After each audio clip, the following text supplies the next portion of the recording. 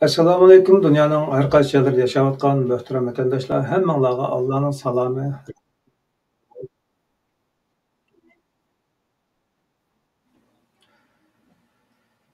Xabaringizda bo'lgandek, e'londa berilgandek, 36 yilga aloqador izlanishlar qilayotgan ziyolilarimizdan qanchalik bor bilmaymiz, ammo hozirga qadar bizga meva berib kelayotgan, bo'lib ekranimiz orqali xalqimizga bu sohadagi izlanishlarni taqdim qilib kelayotgan Mavlon Yasin afanini hammadan taniymiz.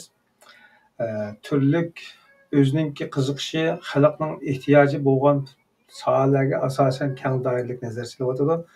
Qimmatli vaqtidan vaqt ajratib, izlanishlarni ilib berib, har program uchun soatlarcha tayyorlik qilib, kunlarcha material ko'rib, bizga 1-2 soatlik leksiyalarni taqdim qilib kelayotidi. Bir insonning hayotida eng qimmat narsa uning vaqti.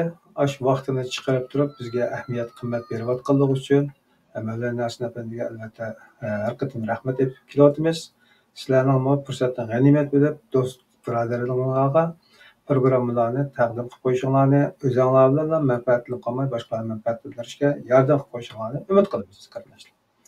Ekranimizda izlanishchan Mavlon Yasin afandi. Assalomu alaykum, Mavlon aka, xush keldingiz. Aleyküm esselam rahmetullahi ve berekatuhu. Ben avval şu sözleştim burun bir neçe işinde koyay.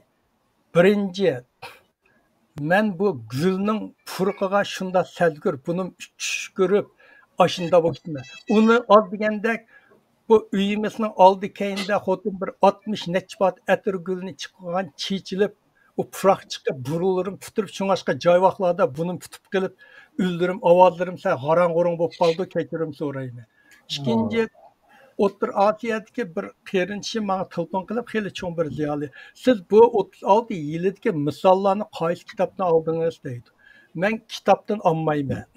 Ben mesela bunu kanda tayyorlab qilmasa kompüterimde 36 yilini 36 folder ile direktör kurib olma. Her bir yilida shuning uchun men materiallar o'qish jarayonida, kitap o'qish jarayonida, videolar anglash jarayonida, men bu 36 yil menga yoda. Men azaldan bu yoda. Mavi yile, may hikoya, may nimaga tushib qoldi ekan deb, asha qaysi to'g'ri kelgan materiallarni shu folderga sep qo'yaman. Folder deymizden Uygurca ne yapaldı? Dosya xaltası da. Dosya fonksiyon. Şunu içine sip koyayım.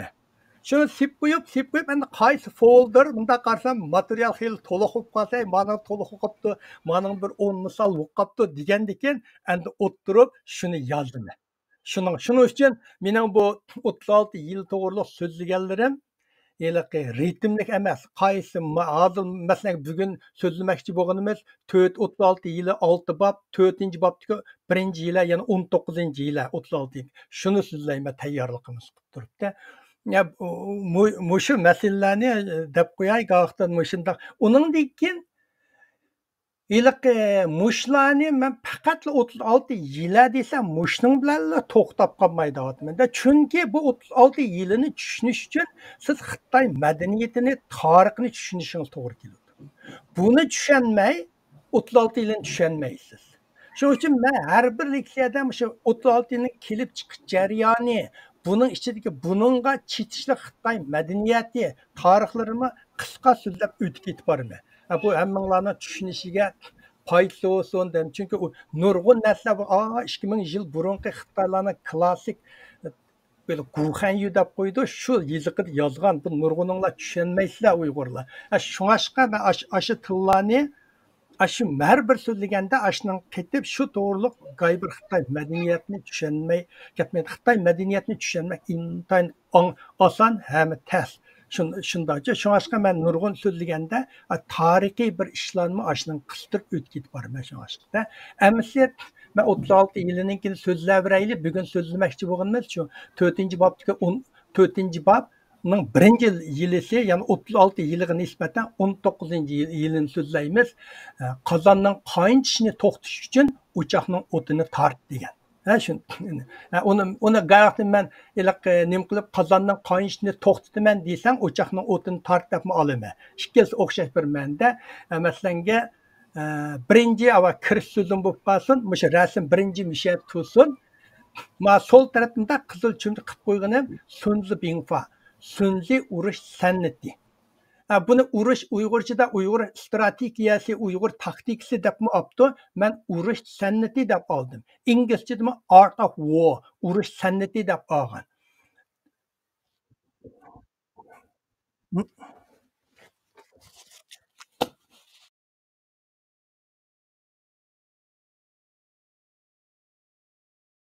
Altı yılı, 36 yılını top yılıp çıkan ikki kitabında qarasanglar. Mişi rasmi şart olsun, biz bu 36 yıl to'g'riliq bir yurish leksiyalarda ikki kitobni asos qilamiz. Mushu yuqorida ko'rgan.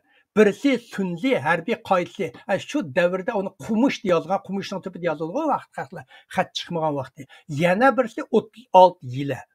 Bu ikki kitobning munosabatini bilib qo'yish bu leksiyani tushunishning bir zarur sharti. Sunzi urush san'ati bo'lsa munavvar askarlar kitobi. Uning bundaq dongliq bo'lish sababi u Xitoy tarixidagi birinchi harbiy kitob. Amaliyotda dunyo tarixi bo'yicha eng burun harbiy kitob hisoblandi. Bu kitobni o'qib tushunish bektas. O 2500 yil burungi qadimki yeziqda yozilgan. Bugun ko'p sondagi Xitoylar o'zini o'qib tushunmaydi uni, qadimki yeziqni o'qolmaydi. Uning ustiga bu bir harbiy ishlarni yozgan kitob. Agar siz harbiy ishlardan yetarli bilimingiz bo'lmasa, bu kitobni o'qib bir damdala zeriksiz. Chunki bu kitob bak abstrakt va tushunmak bektas. 36 yili bo'lsa keyin paydo bo'lgan. Uning tipik urushdagi qimmati oldingidan ko'p ustun. U Xitoyning qadimki zamon urushining muvaffaqiyat qozong'uvchisi. Xitoy tarixida 1368 dan 1646 yilgacha bo'lgan oraliqni Ming sulolasi, Ming Chao deb ataydi. 1636 yildan 1912 yili Qing Chao xondaligini og'dirib o'tgan yilgacha bo'lgan oraliqni Qing sulolasi, Qing Chao deb ataydi. 36 yillar rasmiy kitob bo'lib yilishi mushu ikki sulola davrida yozilib tamomlashgan. 1500 yil burun u chiqishga boshlagan, yozilishiga mushu vaqtda yozilgan. Bu ikkining farqi urush san'ati nihoyat abstrakt va falsafalik nuqtadan yozilgan. U urushning asosiy prinsiplarini eng yuqori saviyadan oshkorlaydi. Shunga uni o'qib tushunish oson emas. 36 yili hikoyalar orqali masalalarni tushundirdi. Shunga uni keng omma oson qabul qila oladi.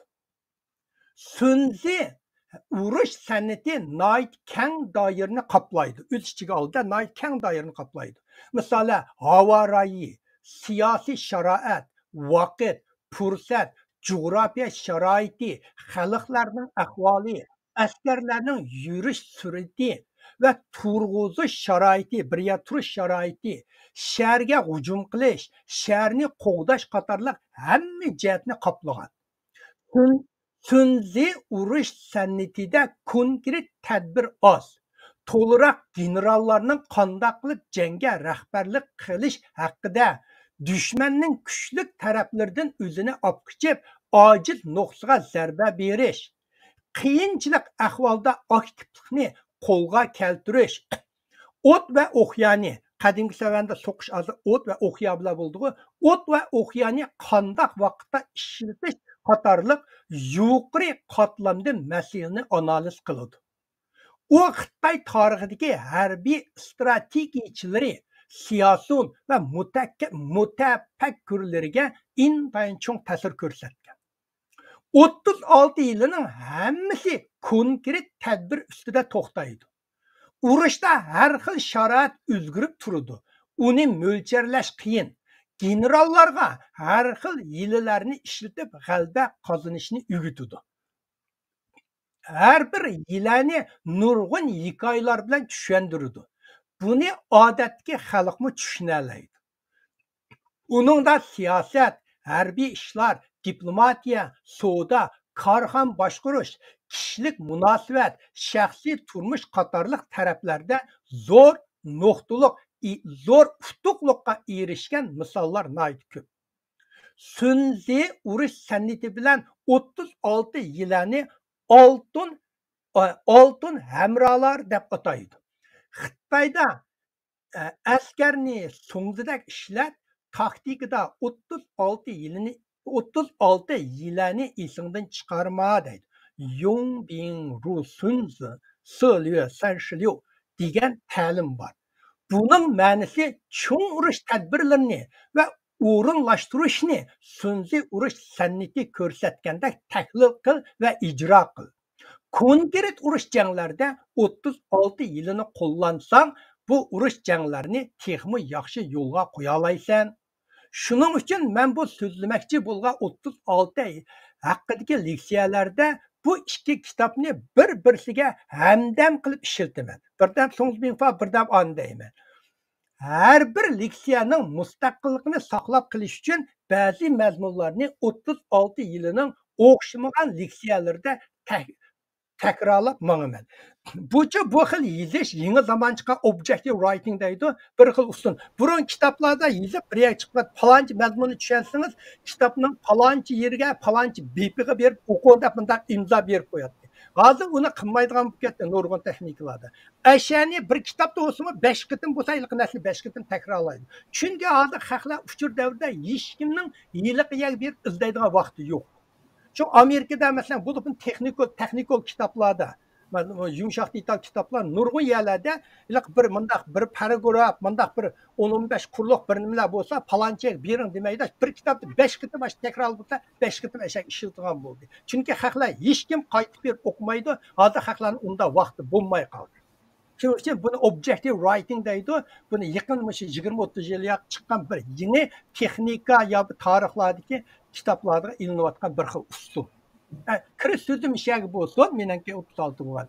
Shu ikkisini farqini tushuntirib qo'ydim. Biz bu bir yurish 36 to'g'riliq leksiyada Xitoyning butun siyosiy, iqtisodiy, diplomatiyasi, ma'muriy, harbiy, madaniyati, falsafasi, logikalik tafakkuri, insonlar bilan ilib boradigan munosabat, bolalarni tarbiyalash usul, 7 yaşdan 70 yaşgacha hammasının o'y xiyoli, barliq so'z va harakatları, yig'a va kulkilari, hikoya va cho'chak, savdo setiq, qiz o'g'illar ilib borgan muhabbat, mag'rur va haqovurlik manbasi, tomoqni yeyish, bir narsani chaynash qatorliq har qanday ishlarga, harakatlarga, qilmishlarga, psixologiyasiga, ideologiyasiga va prinsiplariga yetakchilik qiladigan 36 yil usti to'xtaymiz.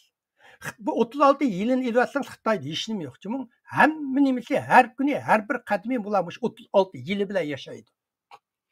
Psixologiya g'arbda ilm fan bo'lib shakllanganiga texi endi 100 yildan oshdi. 100 yil bo'ldi desak bo'ldi. Psixologiya degan nima bo'lsangiz, psixologiya bo'lsa insonlarning ideya, tushunish iqtidori, paxas bo'lish darajasi, kayfiyati, aql zehni, subyektivchilik, harakatlantirgich kuch, mingning funksiyasi, yurish turish, taraqqiy darajasi, xarakteri qatorliqlarni o'rganadigan kasb. Mushlarni o'rgangan narsani biz psixologiya darsi deymiz. Hozir Uyg'urlardimi chatda yo'q, vatandan bu psixologiya darsi bo'libdi. Yaqinda bir necha anglab qoldim, Turkiyadagi bir xonim Kamila Fazilg'u deymasmi? To'g'ri aniq emas. Shu ayolning psixologiya to'g'riliq darsdan tudlab yetibdi. Bir necha darsni angladim. Uni Uyg'urlar ashada anglasanglar aqchaslarga foydasi bor. Psixologiya degan bu ilm fan Xitoyning yiniga borganda 36 yilga aylanib ketdi. Xitoycha masalan Amerikada psixologiyani so'zlab anglasangiz bir yoqda, Xitoyning 36 psixologiya darsini so'zlasangiz xuddi 36 yilini anglayotgandek anglaysiz. Uyg'urlar Xitoyning yillar suiqasdlarini sistemlab tadqiq qiladigan vaqt surib allaqachon o'tib ketdi. Xitayning yillasini sanoqli Xitoycha o'qigan, bo'libmi Xitoycha qadimgi tilni o'qigan va diqqat qiladigan ziyolilarla emas, butun Uyg'ur xalqi mukammal bilishi kerak. Bu mening mushuni so'zlab ketib qolganim bir turki ko'ch. Mushuning sababidan so'zlayapman. Men bu suhbat orqali qum chichib marvoyit olmoqni maqsad qildim. Yana yüze fikrimni o'ttirga qo'yib, boshqalarning qimmatli fikrining o'ttirga chiqishiga intilgan mening bir tirishchanligim. Xitoyning yila suiqasdlarini sistemlik tadqiqot qilayli. Ben sizlar qildigan chaqiriq va o'zimizning bu millatga qayta mag'lub bo'lgan sababini izlanayli. Bu döt Xitoy, u bu da tillaydi, o tillashni qo'yib qo'yinglar, bu Xitoylar döt emas. Bizni qayta mag'lub qilib o'tgan millat. Bularning ichida biz g'alaba qozonib boqmagan millat. To'g'rimi? Shuning uchun burun qadag'animiz, men bu Mo'ng'ullar bo'lsin, bu Xitoylar kelgan yoq, biz dadil mag'lub bo'lib keldik. Bizni qayta mag'lub qilib o'tgan millat. Shuning uchun uni hargiz döt Xitoy deb tillamanglar. Ularni oldida biz ular buni tushuninglar. Men Uyg'urlarning bu suhbatni astoydil anglab chiqishni taklif qilaman. Anglash orqali bu suhbatda so'zlaganlarimga tuzitish, to'liqlash, yenglash kirgizib, Xitoyning yila mikriga bo'lgan tushunchamizni texmo mukammal bo'ldi deb o'ylayman. Ajdodlarimiz bu yillarning oldida qandoq vayron bo'lganligiga tushunchamiz mukammal nazariyalik saviyaga yetdi. Har qanday narsa bir nazariya saviyaga yetmagach siz uni tushunmaysiz, tuyg'u saviyada qolasiz. Cho'qim ashi bir narsa sizning nazariya saviyaga yetganda siz endi uni tushunsiz. Bu yillarni bizmi Xitoyga qarshi ilib ketib qolgan mustaqil harakatlarimizga foydasi bor deb qarayman va shuning uchun o'zimning 36 yiliga bo'lgan tadqiqotlarimni fidoyi ekrani orqali xalqqa sunishni to'g'ri ko'rdim. Hammanglar anglanglar, savolinglar bo'lsa qo'yinglar. Masalan, boshqa tema to'g'riliqmi, mush to'g'riliq bir so'zlamoqchi bo'ling deb beringlar desanglar, men o'zimning tadqiqotni cho'qim javob beraman. Har qanday narsani misol bilan tushuntirish oson to'xtaydi va anglag'uvchilarmi o'zining beshidan o'tgan tajriba saboqlar bilan bog'lay oladi. So'nglardi qaysi nazariya xalq tushunmadi, Jugolyanlar tushunadi. Kin 36 yilini misollar bilan ekanki, hamma xalq tushunadigan bo'ldi. Shuning uchun men bu suhbatda cho'nqur nazariya so'zlashdan o'zimni olib chiqib, misollar orqali tushuntirishga tirishaman. Nazariya so'zlab beringlar, toza nazariya so'zlaydigan odamman. Men har bir yila ustida to'xtaganda o'xshamagan sohalardan 10 misolni so'zlab o'taman. Bular men o'zim keltirgan savol. Bir yerlarda mendaq 36 to'g'riliq mendaq misollar deydigan bundaq kitob yo'q. Men deyman, shu misollarni to'g'rab, qaysi nimaga 10 misol chiqsa, shu vaqtda shu misolni so'zlayman. Milladiydan burun 771dan 221 yilgacha bo'lgan bu davrni Xitoy tarixida bahor kuz urush davri Chunchujango shiday deb ataydi. Rasm 2ga akab qo'ying afka. Mana rasmning bahor kuz urush davri. Shu vaqtda bahor Xitoylar 7 davlat. Bularning hammasi Xitoy emas, qayda otliq bilan keyin Xitoylashib ketdi. Men o'ng tarafdagi Xitoy asli xaritasi desangiz, ichidagi kichik bir yer, mana Xitoyning asli xaritasi mushu. Mushu Xitoylarning to'g'ridan iloganchimi? Ya'ni kitoblar hozir Tayvanlarning ham yerdan chiqsa, mana Xitoylarning asli zimni bu Sharq Turkiston degan Xitoyga tava deydigan yo'q gap qadimki. Yaqin kelmaydi. Tuanda so'zlab tek Sharq Turkistonlar ularning ziminiga Uyg'urlar doim hujum qilib turadi. Qadimgi davrda Xitoyda faqat ikkili fasl bo'lgan. Biri bahor, biri kuz degan ikkili hukm bor. Chunki bahorda teriqchilik qiladi, kuzda hosil oladi. Bu ikkisi eng muhim vaqt nuqtasi bo'lib hisoblandi. Shu vaqtda Xitoylar butun yilni ikkili faslga bo'ladi. Bu davrda 7 davlat bo'lgan. Qi, Chu, Yan, Han, Zhao, Wei, Qin. 7 davlat bo'lgan. O'sha yilqa xaritada 7 so'zoq bor ana. Machatda ana. O'sha 7 davlat bo'lgan. Bu 7 davlat o'ttirsida uzun yil hukmronlik talashish urush bo'ldi. Ahiri Çin devleti Çin Şuan devleti qalğan 6 devletni yo'qotib birlikka akildi. Shuning bilan urush davrining oxirlashganligidan derak berdi. Shuning uchun bu davrni bahor kuz urush davri deb ataydi. Chunki u vaqtda faqat 2 fasli bor. Keyin yozlik kalendar Xitoycha shali deydi, kirishga agishib bahor, yoz, kuz, qish deb 4 faslga ayrilgan. U nimishqa bahor kuz deydi deb qamanglar, chunki u vaqtda Xitoyda faqat 2 fasli bor. Bu rasm 2'deki abay ko'rsatdik qo'y. Rasm 2'ni aşağı qo'ying, aşamıydı. Rasm 2'deki bu xaritadan ko'rgini bo'ldi. Xitoyning asli zimini Sadichin Sipilning ichi bilan cheklangan. Ma o'ng tarafdagi mayliq rasmni ko'rsanglar, Xitoy asli xaritasi degan. Xitoyning Sadichin Sipilga eng to'liq tunishtirish degan bir kitob bor Xitoyning. Zhongguo Wanli Chengcheng Zui Quan Jieshao degan. degan maqolda, bu uzun maqol deyimli bir 20 betlik maqolda mundaq yozgan. Çin Şixuan Xitoyni birlikka keltirgandan keyin o shimoliy ko'chmanlarning, ma gap esinglarda qolsin, o shimoliy ko'chmanlarning tajovuzidan mudofialanish uchun Sadichin Sipilni silishni buyurdi. Bu Xitoy tarixida tunji qitim to'saq hosil qilib silingan uzluksiz sipil. Hozirgi bu faqat 4 o'lka. Henan, Shanxi, Hebey, Shanxi. Ma 2 Shanxi bor, bir tog'dagi Shanxi, yana bir Shanxi, 2 o'lka. Mushu 4 o'lka qatorliq joylarni o'z ichiga oldi. Xitoyning zimini shunchalik zimin bu. Xitoyma yuqori deb ketdim-ku, shimoliy ko'chmanlarning tajovuzga mudofaa qilinish uchun degan Xitoy har qanday lug'atga kirsanglar, Xitoy lug'at kirsanglar shimoliy ko'chmanlarning deganlar Xunlar va bilan turklar. Biz Uyg'urlarni Xunlar degan Mo'ng'ullar, Uyg'urlar mushtaq topli nimasiniki ajmisi qo'y mushtaqliqi toplanib ketgan ximi turshi. Unga turklar degan mush ikki millatni Xitoylar shu vaqtda shimoliy ko'chmanlar deb atadi. Bizdan ular kichikam hozirgi 4 o'lkaning ichida yashadi. Sunzi urush san'ati bo'lsa shu davrning oxirida yashagan siyosiy va harbiy olim Sun Wu yozgan harbiy kitob. Nimishqa Sunzi deydi desangiz, Z degan Xitoy burun ilmi, bilimi bor cho'ng ziyonlarga Z degan ishlatdi. Xudoda doktor degan ismlarni ishlatgandek, masalan bir cho'ng ziyol bo'lsa, Wang birin bo'lsa, uni cho'ng ziyol uni hurmat qilsa Wang Z deydi. Uni adamning ismi Sun Wu yozgan.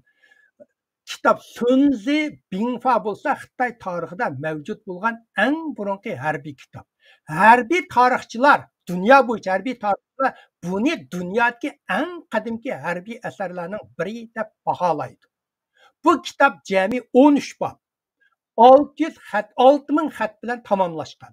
36 yil kim mushini xalqlarga tushuntirish uchun buni ommiy boplashtirgan. Mushu kitobdan hosil bo'lgan. Shu davrdan tortib bugun kun qadar Xitoy harbiy, siyosiy, diplomatiya va barliq ishlarni planlaganda qo'llanilgan strategiya va taktikalar mushu sun'iy urush san'atini asos qilib loyihalab kelyotidi va ijro qilib kelyotidi.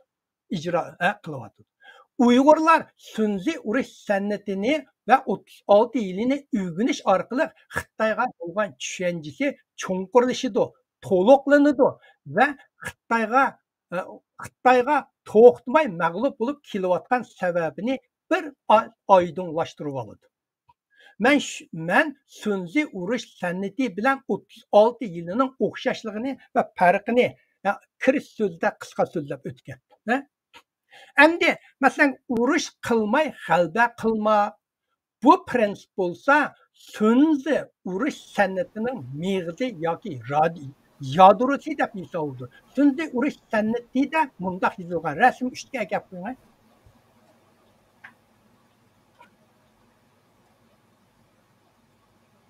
Mana Xitoyda xatni ko'rsangiz bo'ldi. Men Xitoy tilini o'qib jurmay hammasida, uzundan uzun. Men Uyg'ur tilini o'qib beray. Mana o'xshab Bayjan, Bayshing, Fei, Shanzhe, Shanzhe yi, Bujan, Yuren, Zhibin, Shanzhe yi.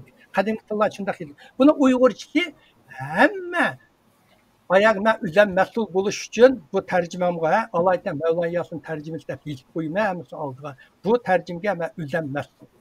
Həmmə cəngdə qəlbə qılıb yengilməyən general ən uluq general emasdı. Uruş qılmay düşməni boysundurğan general ən uluq general. Bu Tuncu hərbi sənətinin yadrosu. Bu cümlənin təkidləvatını həqiqi dana general təhdid qilish, yetəkləş, lobicilik qilish, qoyil qilish qatorliq urushlar orqali düşmənni jang qilmay taslim qildirish. O'zimizni tekshirib baxsaq, bizning ikki jumhuriyatimizni Xitoy mushu prinsipda vayron qilgan. Bizning ikki jumhuriyatimizni, ikkinchi jumhuriyatning 40 ming eng az deganda bununla Xitoyda materialni o'qisangizmi o'xshash chiqadi, Uyg'ur materiallarimi chiqadi. Uyg'urlarni g'ayvaqda 100 ming deydi, amaliyat 100 ming degani to'g'ri. Chunki 40 ming oldin sabdan boshqa siz butun nima shulaytga yoshlarni, erlarni hammani jangga safarbarlik qiladi emasmi? U jangchi kiradi. Chunki hozir muntizam oldin sabda 40 ming muntizam qurol bilan qurollangan milliy armiya bir pay o'q chiqarmay Ürümçide aranlar 960 askeri kalgan Xitayga, o vakit Gomindan'a teslim buluş kitapname 11 bitimge kol koygan. Bununla əgişibla Xitay armiyasının Şərqi Türkistan'a kırıvatkan, acarçılıkta kalgan ve kimleri cul bulup halsızlanıp aranla mağalaydıgan 5000 avangard askerge bütün kuralını tapşırıp 40 maşinda Ürümçide yemek içmek, kiyim keçek ilip, Ürümçide 1000 kilometre minip, Çinxay ülkesine berip, Xitay şu 5000 askerden halturap aldığı çıkıp, bu öley degen Xitay askerlerinin kotaklarını toydurup, bedellerini tazlap, yeni kiyimlerini keydirip, tik durup ulan salam verip, hürmet bildirip, daqlı dumbaqlarını çilip Şərqi Türkistan'a başlatgan. Aldığı Gomindan, Ken Gongsan'da işkezi Xitay. Mao Zedong'a, ben Mao Zedong'a haqiqi qol qo'yma bu Xitayga. Mao Zedong Şərqi Türkistan'ı işgal qilishda urush qilmay g'alaba qilmoq prinsipining shonliq ulgusini yaratdi. Şərqi Türkistan xalqi g'alaba qozongan taraf mag'lub bo'lgan tarafga bosh egib taslim bo'lib va o'mlab oldiga berib ta'zim qilgan misolni yaratdi.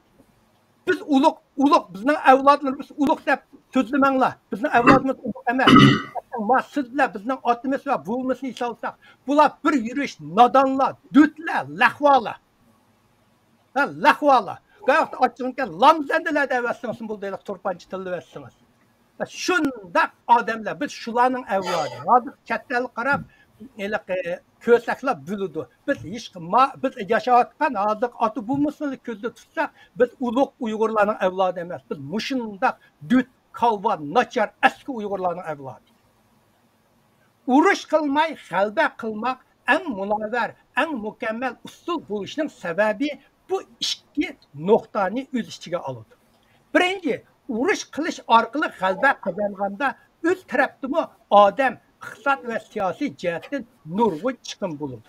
Masalan, Stalingradda Rossiya g'alaba qozondi, ammo urush qilib 300 ming Germanning askarini tutgan bilan o'zida 1,5 million askar o'ldi. Qayda bu chiqimlar noit ajallik bo'lishi mumkin. Bu Xitoy siyosatchilar va strategiychilar falsafada ustunlikni olmaydi. U bo'lsa so'zining o'zingdan hech qanday chiqim bo'lmay, dushmanni butunlay tiz tuktirib, bosh akkuzalsang, bu eng mukammal g'alaba bo'ldi deb yozg'inining birinchi sababi. Bu strategiyalik loyihalashning eng mukammal o'rinlashtirish g'onligini va harbiy tadbirning eng ustun holatga yetganligini bildirdi. Xitoy ishg'ilot Sharq Turkiston Cumhuriyatini mushuk tadbir bilan vayron qildi. Hozir O'rta Osiyodagi davlatlarni yana mushuk strategiya bilan kontrol qilib oldi. Turkiya bu taktikini Türkiye'ye bu taktikini canlı işletip Xitaylar xeyli neticelerge erişti. Bununki ikinci sebebi, bunun nait ilaki yadrusi bu ikinci. Bugünkü düşman Xitayning deydigini erta do'sting bo'lib qilishi mumkin. Bunda ishlar to'g'ri. Masalan, Ikkinchi dunyo urushi Yaponiya bilan German Amerikaning dushmani. Hozir Amerikaning eng yaqin sabdishi. Avstraliya bilan Arab burun dushmani. Hozir bu ikkisi eng yaqin bo'lib ketib bordi. Bunda Uyg'urlarning ichidami gayvaqlar yaqin do'stlarimiz. Shunda yaqinda bu talash-tortishlar bir-birsa qaramaydigan bu ketdi-ku. Benim bir necha burumuş birga yashagan yaqin do'stlar 30-40 yil. Qarasa meni Facebook'lardan chiqarib ketdi. Bunda ishlar jiq bo'ladi bu ishlarda. Bugungi dushman ertadagi do'stingiz bo'lib qolishi mumkin, ertadagi do'stingiz bugungi dushman bo'lib qolishi mumkin. Bu mumkinchilik tamamen mavjud.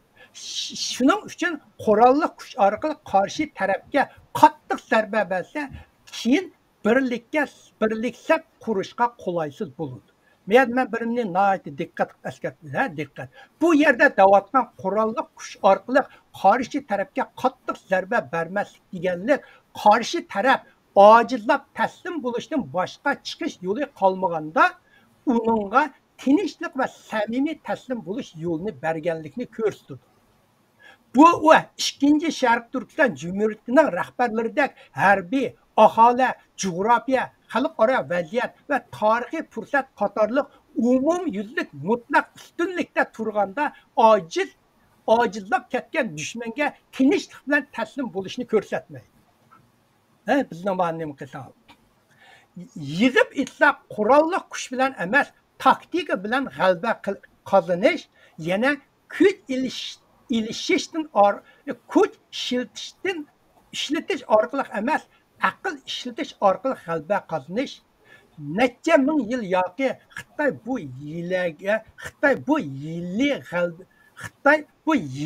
bu xil g'alabaga qozonish usuliga diqqat qilib, bu usullarni to'xtamay yakunlab, to'plab va mo'l bilim ma'lumotlarga erishdi va nazariyalashdi. Harbiy qomus 36 bo'lsa, aql farosatlarning xulosalab chiqargan yakunning javri. Bu 36 yilga diqqat, 36 yil degan kitob qachon dunyoga keldi va kim yozgan? Bu to'g'ri Xitoydami aniq ma'lumot yo'q. Xitoylar bu kitobning dastlab yozilish boshlanishi 36 yilininki 1500 yil bo'ldi deb hisoblaydi. Chunki milodiy 436 yili, ya'ni manda qilsam 1500 yilda ishib ketdi-da, shu vaqtda bir kitob chiqqan. O kitobning ismi Nanchi Shu Wang Jin Ze Zhuan deydi. Degan kitobda Tangong 36ji, Zouwei Shangji degan gap. Uningda mana 36 degan 36 yil degan gap bor o kitobda. Zouwei Shang degan 36 yilining 36 yilinchisini Zouwei Shang deydi. Uni Uyg'urchaga ishlatsak 36 yilida tashni qiqib ketgan degan, tashni qiqib ketgan a'lo degan gap bor. Yani aşı so'zda 1500 yil burun chiqqan kitobda 36 yil degan xat chiqibdi. 36 yilning 36-chisi shuningda yozilibdi. Shuning qarab Xitoylar bu kitobning dastlabda yozilishiga boshlanishiga shu 1500 yil bo'ldi deydi. Shu 1500 yil jarayonida ratlanib chiqdi deydi. 36 yilining 36 yilisini tashni qiqib ketgan degan deb yozilgan. Bu Xitoyning 36 yilini 1500 yillik tarixi bor degan yakunning asosi. Xitoy hikoyalarda, cho'chaklar hikoya aytganlar bor, burun Qulupmaylik Qashqardan kelgan odamlar, g'uljilarda jangnomalarni shunda so'zlatish madaniyat inqilobi. Ajoyib so'zlaydigan odamlar jangnomalar. Ashunda hikoyachilar bor Xitoylarning. Yani Uyg'urlar nima deymiz uni hikoyachilar demdi? Madda deymiz. Maddami? Shular shunda Qashqardan kelgan odamlar batdi shu bizning burunqi shu Lojo'ning ko'kko'riqqa madaniyat inqilobi Xitoy bozoriga ashalarda so'z haq degan mushta o'lishib olmoqda mush harakatlari bilan mush to'lab o'ldirib chiqarib ajoyib so'zlar aytadi ular. Xitoy hikoyalarda bu 36 yilini bahar kuz davriga Sundiya, Sungu yoki 3 davlat davriga Zhugelanға mansub deb itilib kelgan bo'lsa-mu, hikoyachilar shunda deydi. Lekin tarixchilar buni rad qilib keldi. Bu 36 yilani uzun tarixiy jarayonda nurg'unlagan Xitoy strategiyachilar tahrirlab, sistemlashtirib tuzib chiqqan. Sunzi urush san'ati degan kitobda mundaq ikki mashhur jumla bor. Rasm 4ga akiling. Mana mada Xitoyning ana shuni. Xitoyning ashi gibi bana zhibi zhiji baijan budai. Bu zhibi er zhiji yi sheng yi fu. Bu zhibi bu zhiji meijan bidai. Ta o'zini bilgan yengilmas. İkki tarafni bilsan yengilmaysan deydi. O'zingni bilib, o'zgini bilmasan, biriga bir yengilib, bir g'alaba qozonsan. O'zingni bilmasan, bu har bir urushda mag'lub bo'lsa. Biz ikkinchi jumriyatda, birinchi jumriyat, ikki urushda rahbarlar o'zini bilmagan, o'zini bilmagan. Hech nimani bilmay kelgan bir yurish dutlar ular. Bu so'zni ommabop tilda mundaq tushunsak bo'ladi. Bir yetakchi degan urush qilishdan burun har ikki tarafning harbiy kuchi, astronomiyalik klimat, coğrafiya muhiti, ittifoqdoshlar ahvoli, siyosiy harakat, iqtisod asosi, harbiy qurilmasi, generallarning talanti, armiya idora qilish ideyasi, armiyaning kurash irodasi qatorliqlarni mukammal tushunib urush planini tuzganda andin dushman ustidan g'alaba qozonishga kafolat yoritadi. Bizning ikki jumhuriyatimizning yetakchilari o'zining kuchini sal chaqlab, o'zgining kuchini sal chaqlab, o'zgining kuchini zo'r chaqlab, dushmandan cho'chib va o'zining g'alaba qozonib qilishdan qo'rqib taslim bo'lib ketgan. G'ojiniyazmi shu'g'u? Hech nima qilmay taslim bo'lib ketgan. Ahmadjon Qosimlarmi shu'g'u? Hammasi o'lib ketgan. Lekin tarixda bunda xoinlik qilgan odamlarning hammasining oqibati yaxshi chiqmadi. G'ojiniyaz eng oxir G'ojiniyaz taslim bo'lib Urumchiga muavin rais opadi, u yerda bir mushtab bo'lib qoldi, o'rinliqda o't dog'iz qo'yib, kanini jipda mushta o't dog'izda bo'g'ib o'ttiribdi. Bir Xitoycha materialni o'qib qolgandim, men shu materialning qayerga topamatmay o'qigandim. Shunsa G'ojiniyazni ashta o'ltirib, xumardan chiqmay, kallasini uzib, ishtiga tashlab berdik. Ikkinchi jumriyatni Ahmadjon Qosimlar butun ikkinchi jumriyatni sitvatdi, uning natijasida o'zlari aeroplan vaqasi bo'lib o'ldi. Bundaqlarning hech qaysininki yaxshi oqibati bo'lmadi. Baharkür davrining oxirlaridagi falasuf va mutafakkur Han Feizi degan bu odam. Bu odamning Xitoy tarixida intayin cho'ng ta'siri bor. Hamma Xitoyning burun podshohlikning qonunlarini jiq yezib chiqqan odam bu. Han Feizi mundaq hikmatli so'z yozgan. Bu so'z 2500 yildan buyon Xitoyning ideologiyasiga, psixologiyasiga, kundalik turmushiga odam bo'lib shakllanishiga yetakchilik qilyotdi. Ham 36 yilining ratlanishida rol o'ynadi. Rasm 5ga kelib qo'ying. Mana Xitoychasini o'qimadim. Mana tarjimasi.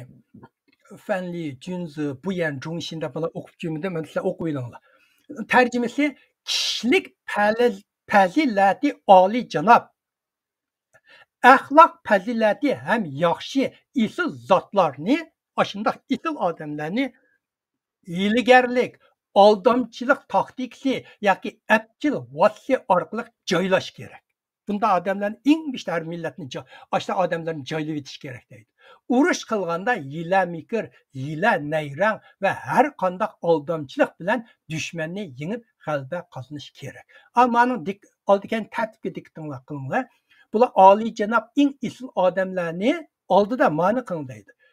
Zana hiylagarlik, aldamchilik taktikasi yoki apchil vositalar bilan avval bularni joylash kerak. Bular joylab bo'lgandan keyin qolganlarni urush jangda yil ishlatib g'alaba qozonaysa degan gapda. Bu so'zning ma'nosini urush bu so'zning ma'nosi urush qilganda hiyla mikr, hiyla nayrang va har qanday aldamchilik bilan dushmanni yengib g'alaba qozonish kerak.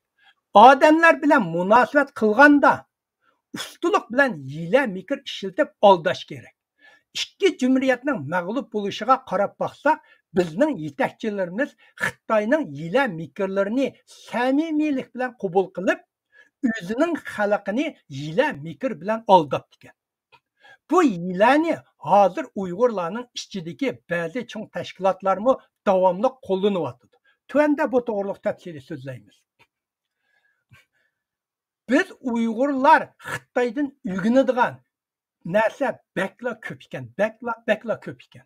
Shuning uchun men bu 36 yil va Uyg'urlar degan temani 36 leksiyaga bo'lib, sizning ekranınız orqali Uyg'urlarga sunishga tirishyapman. Alloh taolo umrimni bersa, salomatligimni bersa. Bugun bu 36 yilda bugun bu 36 yilning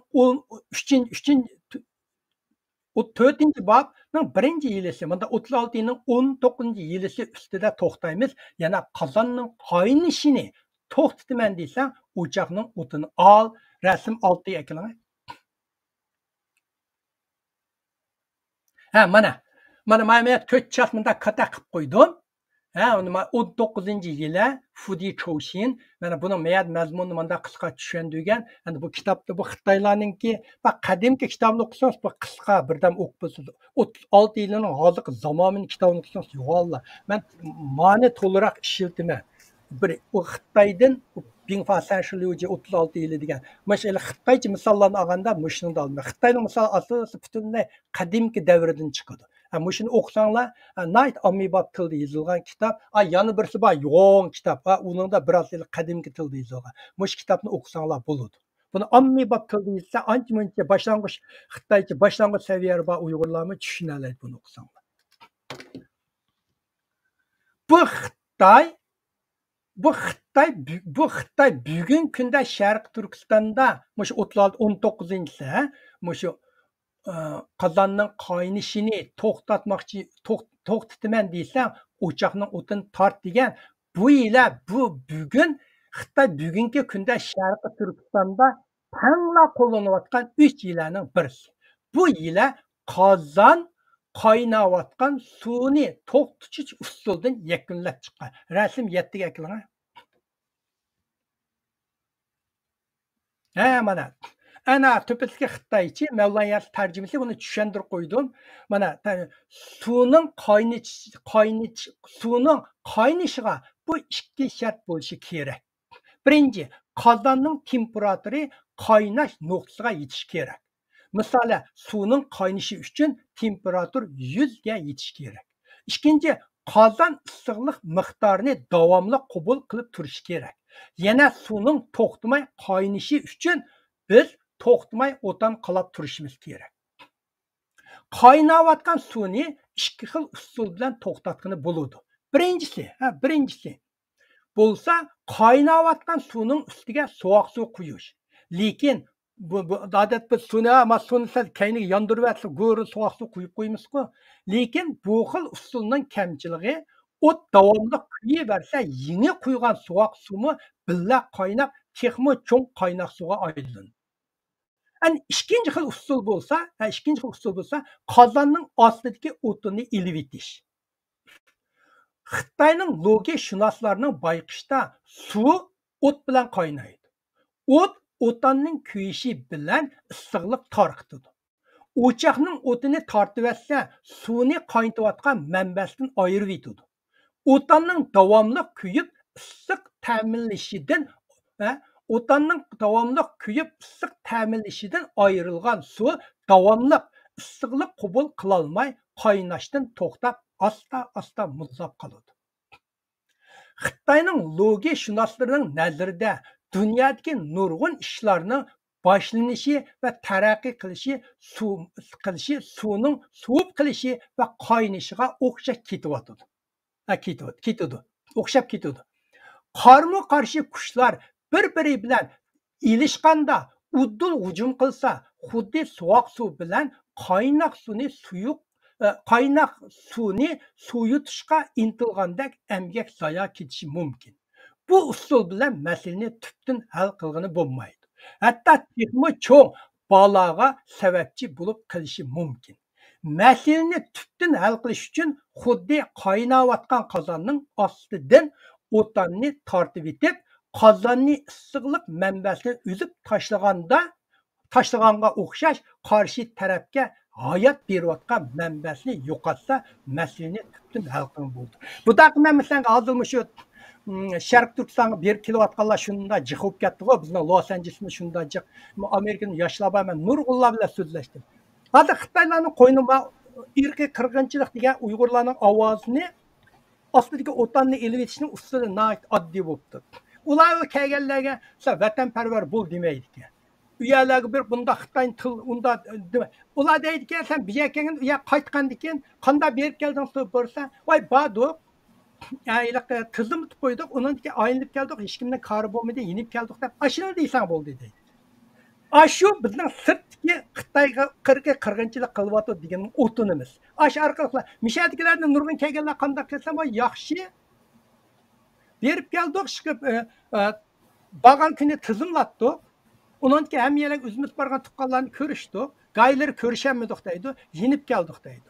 Nurg'unlar masalan ularningki 5-6 yillik, 7-8 yillik necha yuz ming xalq pul 50-60 ming dollardan pullarini qaytarib beribdi. Maaşing mana sen xizmating maaş deb qilib yenib ketdi bular. Ne bo'lsa hammasi shu gapni deydi. Xitoyning ustiligini ko'rsatma, oy qarshi Xitoy degan xalqni Xitoy degan unda yaxshi deb so'zlamadi deydi. Unda so'zlamadi deydi. Hech mishi. Shunda xil desang bo'ldi, biz misha keldik. Birinchi kun asos qatlam saqchiga tizimlatib, uni ham yeg berib keldik, uni keldik, hech qanday bosh chatoq chiqmaydi dedi. Ashini yutibdi, hammasiga mushini deb, hammasi kelib shuni da'vat etdi.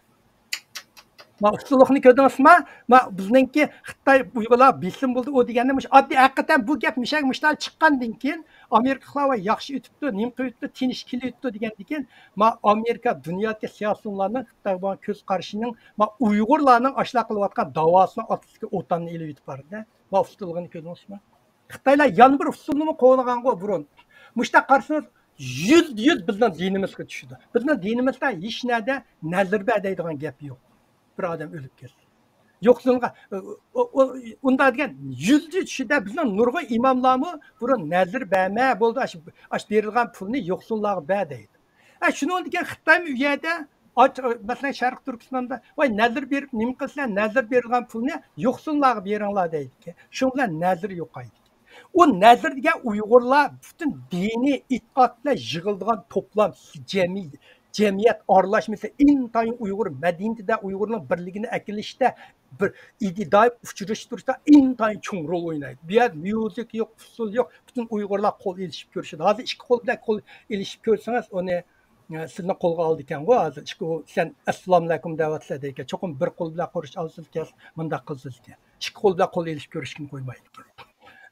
Onun ki yan bir bala bade o bala Amerika'nın kelganlarga yoshlar nurg'unlarga til ko'rib so'rdim o'zim burun toniydigan. Ular ke men dadamning qabrisiga chiqib duo qilaysam butun tuqqanlar duo qilgani qo'ymaydi deydi.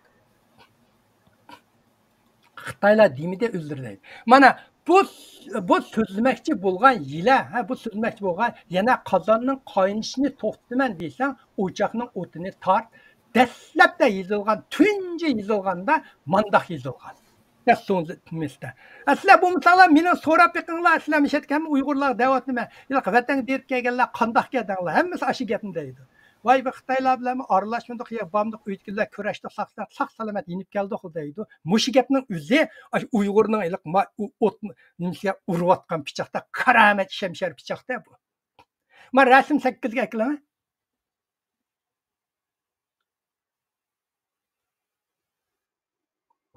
Rasm 8 ga.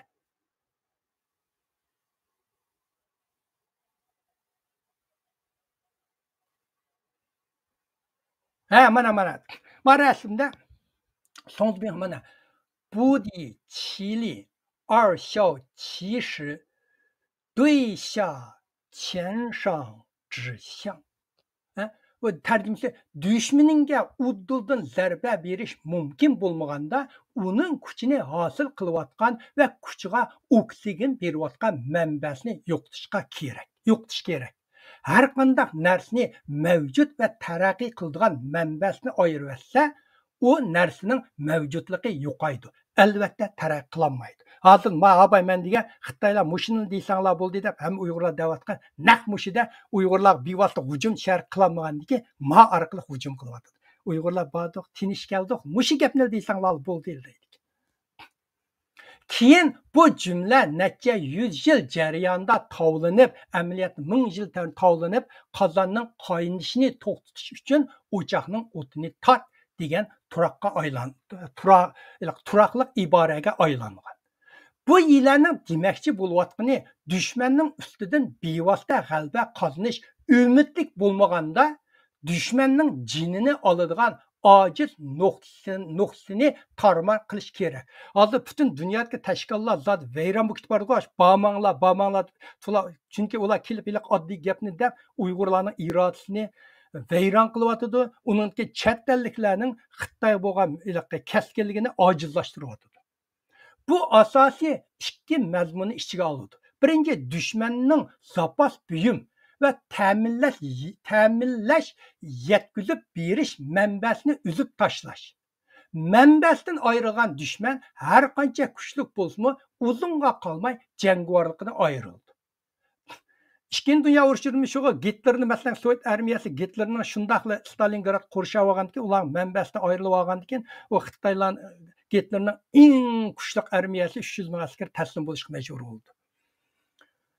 Xitoy Sharqi Turkistonda irqiy qirg'inchilik qilishning bir sababi Uyg'urlarning qurolli unsurlari Xitoyga jang berayotgan neft, gaz va tok yo'lga hujum qilishida ansiraydi. Uyg'urni butunlay yo'qotmay, Xitoy orom olmay va har qanday ahvolda bu yomon niyatini yonmaydi. Sizlar Xitoychi YouTube Xitoycha xabarlarni olsanglar, Xitoy deydi, bu Qozog'iston oshaqlar bu yo'llar nojiq emasmi? U degan keng dalada qolgan yo'llar. Xitoylar biz Uyg'urlarning shu qurolli kuchlari ashlarni portlatib deydi. Ularning xiyolida Uyg'urlarning ashunda kuchli harbiy kuchi bor deydi. Amaliyotda Uyg'urlarning hech qanday kuchi yo'q. Ikkinchi dushmanni ruhsizlantirib tashlash. Dushman ruhsizlansa, har qancha ko'p bo'lsa tashkillanish rolini joriy qildirolmaydi. Bu jihatda Xitoy Uyg'ur ustidan zo'r g'alaba qozondi. 80% Uyg'urni ruhsizlantirib bo'ldi. Shuning uchun ko'p sondagi Uyg'urlar sukutda yotadi va bir chung kuchga aylanolmaydi. Bundan o'sib, Xitoyning tashviqotini qilyapti.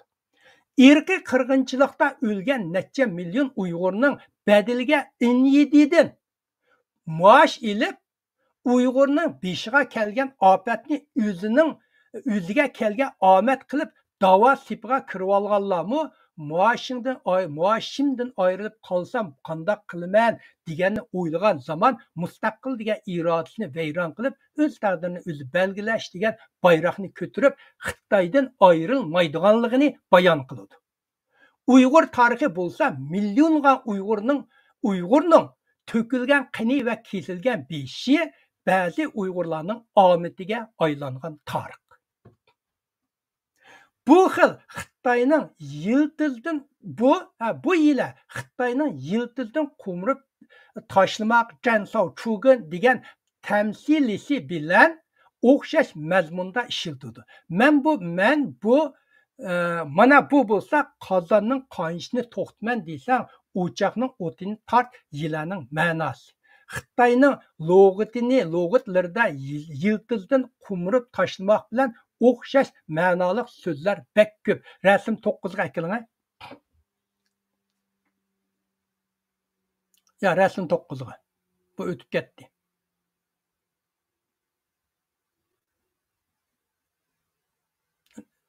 Sal böyle qacı Xitoychimda tamsillar bor. Ya bu 10 bu, bundan üstüde. Ya bu 9 chiqmadimi? Ya bular emas, bular buni 9ni chiqmay qopti-da. Bo'pti hamsi. Masalan, Xitoylar men so'zlab o'tib ketay, bu emas. Bu 10-si. 9 keyingi. Bo'pti. Masalan, Xitoylarda Jansao Chugan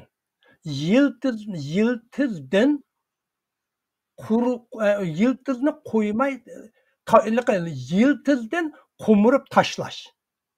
Bu gap. İkincisi masalan Xue Jiegin tüp yiltizdan quritmoq. Bir millat to'g'ri ishlatgan usullarda. To'rtinchisi Jueqi Bingin masalani tüpdan hal qilish kerak. To'rtinchisi masalan Pao Shu Sugin ishlarning tigiga yetib yiltizni yo'qotish kerak. Beshinchisi Man Min Chaojan bütün oildagilarni qirib mol mulkini bulash. Yana birisi Zhenjiang Qianqi düşman bayrog'ini ilib tashlab hammasini qirib tashlash. Bu ashlar bilan o'xshash bu Xitoylarning mushu qozonasini kun tortib etgan bilan mushu o'xshash ma'noda ma'nogan gaplar. Bu ilanın ko'rsatishicha real dunyoda kuchli dushmanni udul hujum qilib g'alaba qozonish mumkin emas. Shuning uchun dushmanning uchidan o'zini opqichib, dushmanning hayvasini va alpozini ojizlashtirib, fursatdan foydalanib zarba berib g'alaba qozonish. Har qanday misolni yaxshi men har qanday uqum misol bilan yaxshi tushuntirgan bu. To'g'rimi? Misol bilan shuning uchun men har bir suhbatda misollarni keltirman. Bu har bir yillarning ma'nosini tafsiliy, ommabop va dehqon tilida tushuntirishga tirishaman. Har bir yiliga Xitoy tarixidan, xalqaro sahnasidan va Uyg'ur Xitoy tarixida bo'lgan aql sinashdan, Uyg'ur ishidagi urush, talash, tortishlardan 10 misol ko'rsataman. Bu misollar harbiy, siyosiy, iqtisodiy qatorliq o'xshamagan sohalardan ilindi. Har bir yilani Xitoy Uyg'urlarga qanday qo'llangan va qo'llanayotganligini to'g'riliq tushundirman.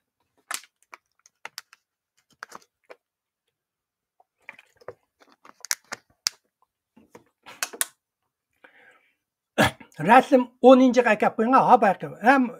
Ya bu emas. Ha baqi. Rasm 10. Rasm 10 ekan. Yo'q, bu emas. Yo'q. Mana mushu mishat tursin.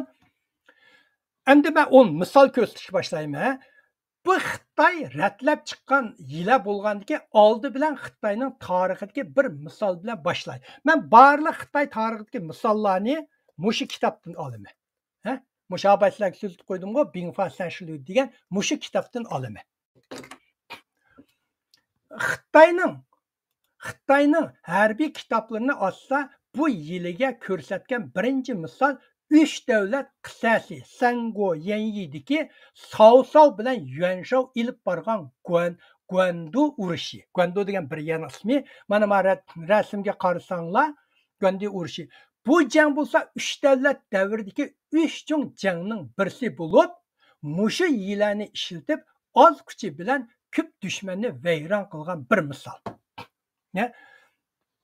Azaldan ochliq harbiy qo'shinning hayotining asosiy va jangovarlik kuchining manbasi. Sao mana ma'noni qarasanglarda, amanda bir dugla qilib qo'ydim, Guandu degan yer. Ma qizil bo'lsa Sao-ning askari, Sao mishakil ekan, ko'p bo'lsa Yuanshaoning askari, Yuanshaomi ashadi keldi ekan. Sao-ning arang 30 ming askari bor ekan, Yuanshaoning 100 ming askari bor ekan. Bularmush Guanduda urushdi ekan. Bevosita urush qilib jang qilish uchun, bevosita urush qilsa 30 ming askar bilan uning 100 ming askarini g'alaba qozonolmaydi. Qanday qilib Yuanshaoni mag'lub qilishga bosh qotir to'g'anda Sao-ga taslim bo'lib kelgan bir Yuanshaoning odimidan Yuanshaoning ochliq va yem xishaklari Wuchao degan yerga joylashganligini bilib oldi. Mana Wuchao deganni ana menda seriq bir nima qilib qo'ygan.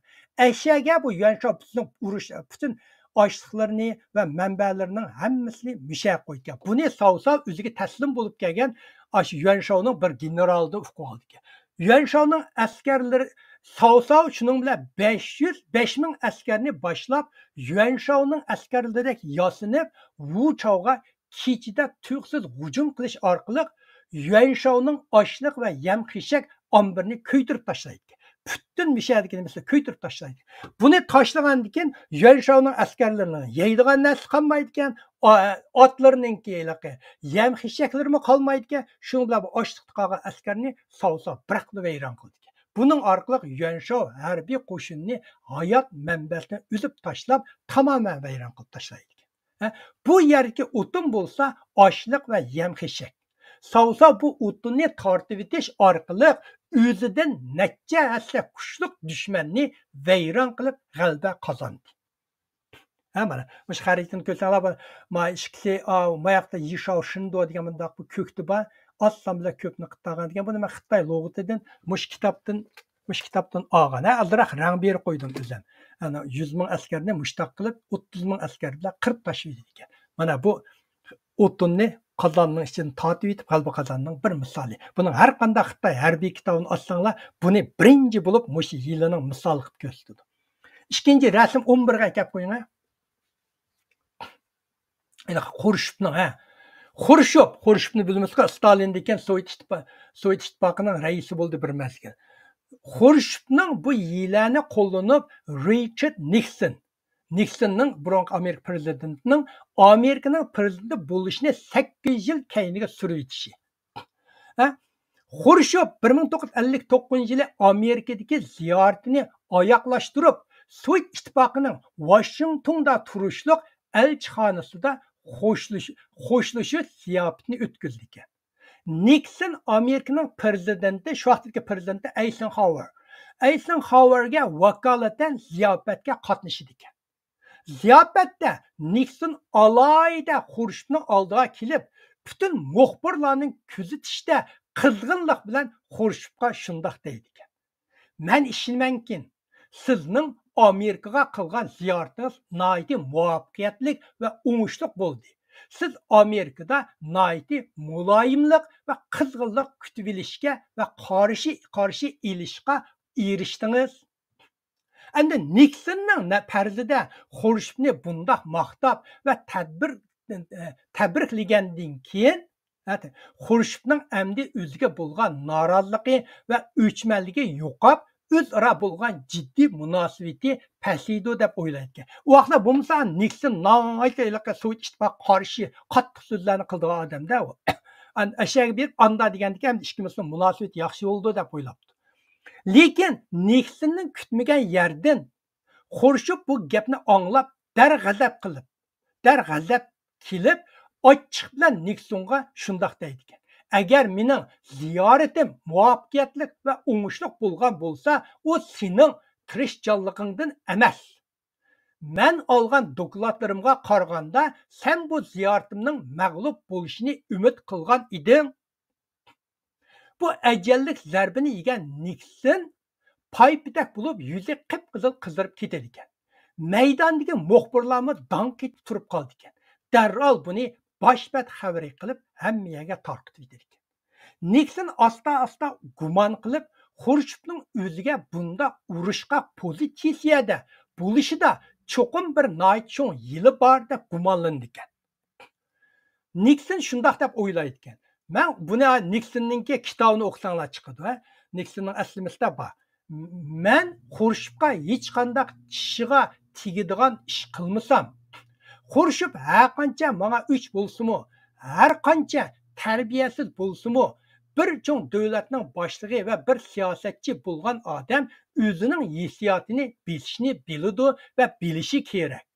Lekin Xurshov o'zini hech qanday yo'shirmay, muxbirlar qancha ko'p bo'lgan yerda Nixonga bo'lgan g'azabini ko'ptirilgan holda oshkorlaydi ekan. Nixonning bu gumoni to'g'ri chiqadi ekan. Xurshov bir siyosiy va diplomatik strategiyani planlagan ekan. 1960-yili Nixon Amerika prezidentlik sayloviga qatnashdi ekan. Nixon toza saylovning oldida ketib borganda, nomeri üstün ketib borganda, Xurshov Nixonga bo'lgan o'chmanligini muxbirlar orqali Amerikaga tarqatib etgan va yuqorqi, abay so'zlab o'tgan yuqoridagi ko'rinish hamma yerda takror besildi ekan. Xurshov Nixonni yaxshi ko'rmaydigan degan xabar tarqalgandan keyin Amerika xalqi Nixon prezidenti bo'lsa, Sovet ittifoqi bilan bo'lgan munosabat yaxshilanish mumkin emas ekan deb Nixonni tashlab Kennedini solyapti.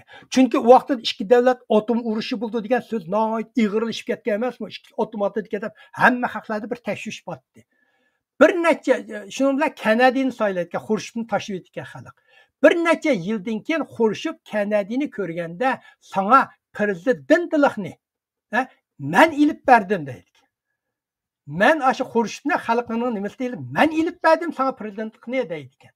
Ruslarni yaxshi ko'rmaydigan Nixonni mushundaq qilib prezidenti bo'lishni 8 yil keyniga suraydi ekan.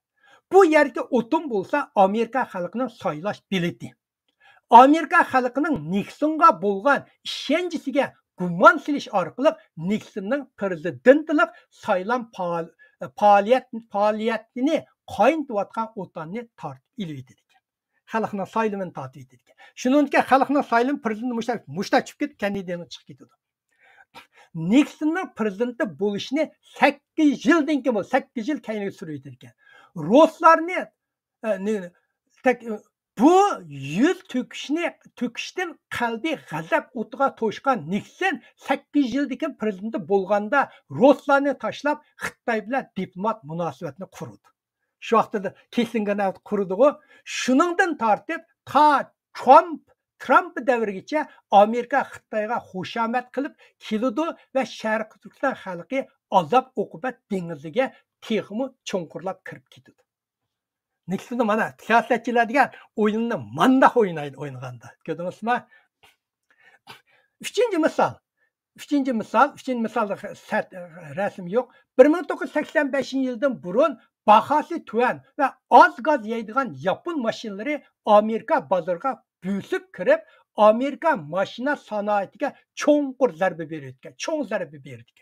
Amerikaning Chrysler mashina shirkati zo'r darajada ziyonga uchrab, ahvoli kundan kunga nacharlashdi. Yaponning mollari Amerika bozoriga kiralishining sababi Yaponliklar Amerika shirkatlari sal qaragan, itiborsizlik qilgan, mulozimat yetarlik bo'lmagan bozorlarga asosiy diqqatini markazlashtirib, avval bir muqim va turaqliq bozorga erishishni planlaydi. Bu bozorlarda utuq qozongandan keyin texmi cho'ng bozorlarga qadam qo'ydi. Bu bo'lsa hozirmi Yaponiyaning xalq arada doim ishlatadigan strategiya usuli. Bu ahvolni o'zgartirish uchun Chrysler Amerikaning mashina shirkatining boshlig'i Lee Iacocca bozorga keng ko'lamda tekshirish va analiz ilib berish orqali Amerika xalqida chet el mollarining ko'payishi bilan bo'lgan bir xil tashvish va krizis hissiyotini o'z davlatining mahsulotining ko'payishini umid qilganligini bayqaydi.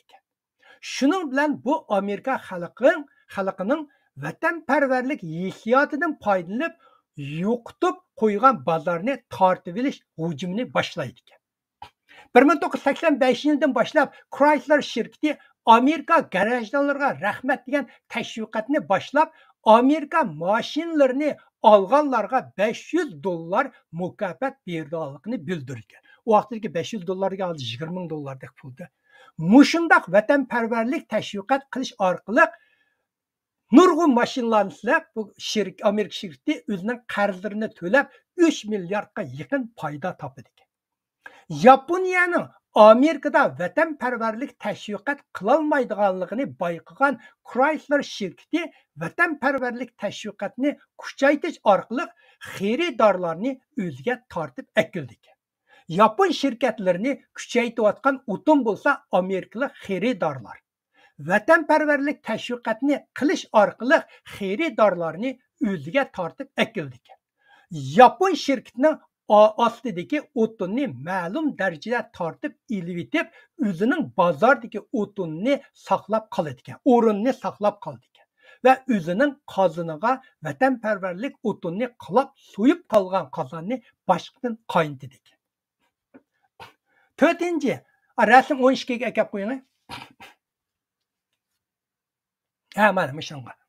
4-chi misol, Rossiya tajovuz qilib Krimiya Krimiyani ishg'ol qilganda Amerika va Yevropa birlashmasi qattiq norozi bo'lib, Rossiyani jazolashni qat'iy niyat qildi ekan.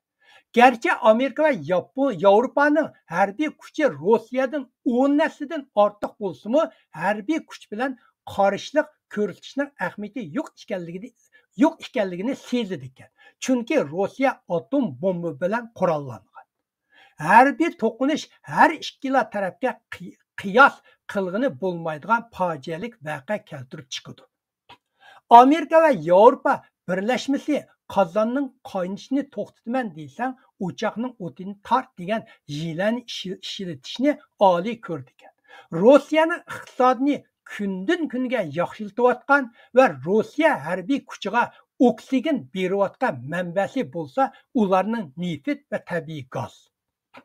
Bu manbani tortib olsa, Rossiyaga qattiq zarba beralaydiganligini mo'ljarlab, Amerika ve Avrupa birleşmesi Rossiyaning neft ve gazlarının Avrupaga kirishini man'iy qiladi. Ta bugungi kuchga qadar va kuchgacha Rossiya buning dardini tortyapti. Bu yerdagi o'tin bo'lsa neft va gazning bozori. Buni tortib etish orqali urushmay turib Rossiyaga qattiq zarba berdi. Mana rasmni ko'rsanglar bo'ldi. Mana Rossiyaning Muşu nima Avrupalar ketib qolgan gaz va neft turbilari.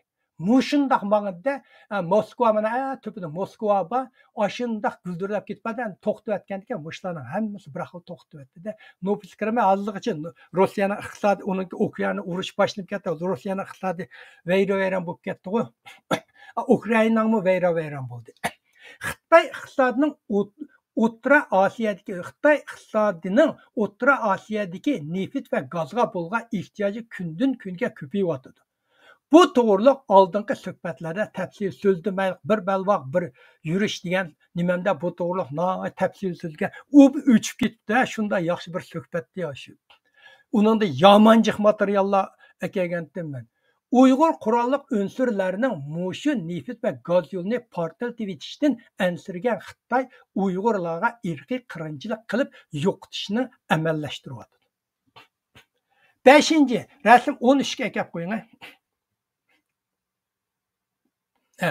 2015 yılı 11-21 kuni Türkiye Hava Armiyasının F-16 urush aeroplani Suriya-Türkiye chegarasida Rossiyaning Su-24 Mi hujum aeroplanini etib tushirayotganda Rossiya bu yillarni qo'llanib Türkiye bilan bo'lgan savdo setiq va sayohatchiligini to'xtatish orqali Türkiyening iqtisodini yerim palach holatga tushirib qo'ydi.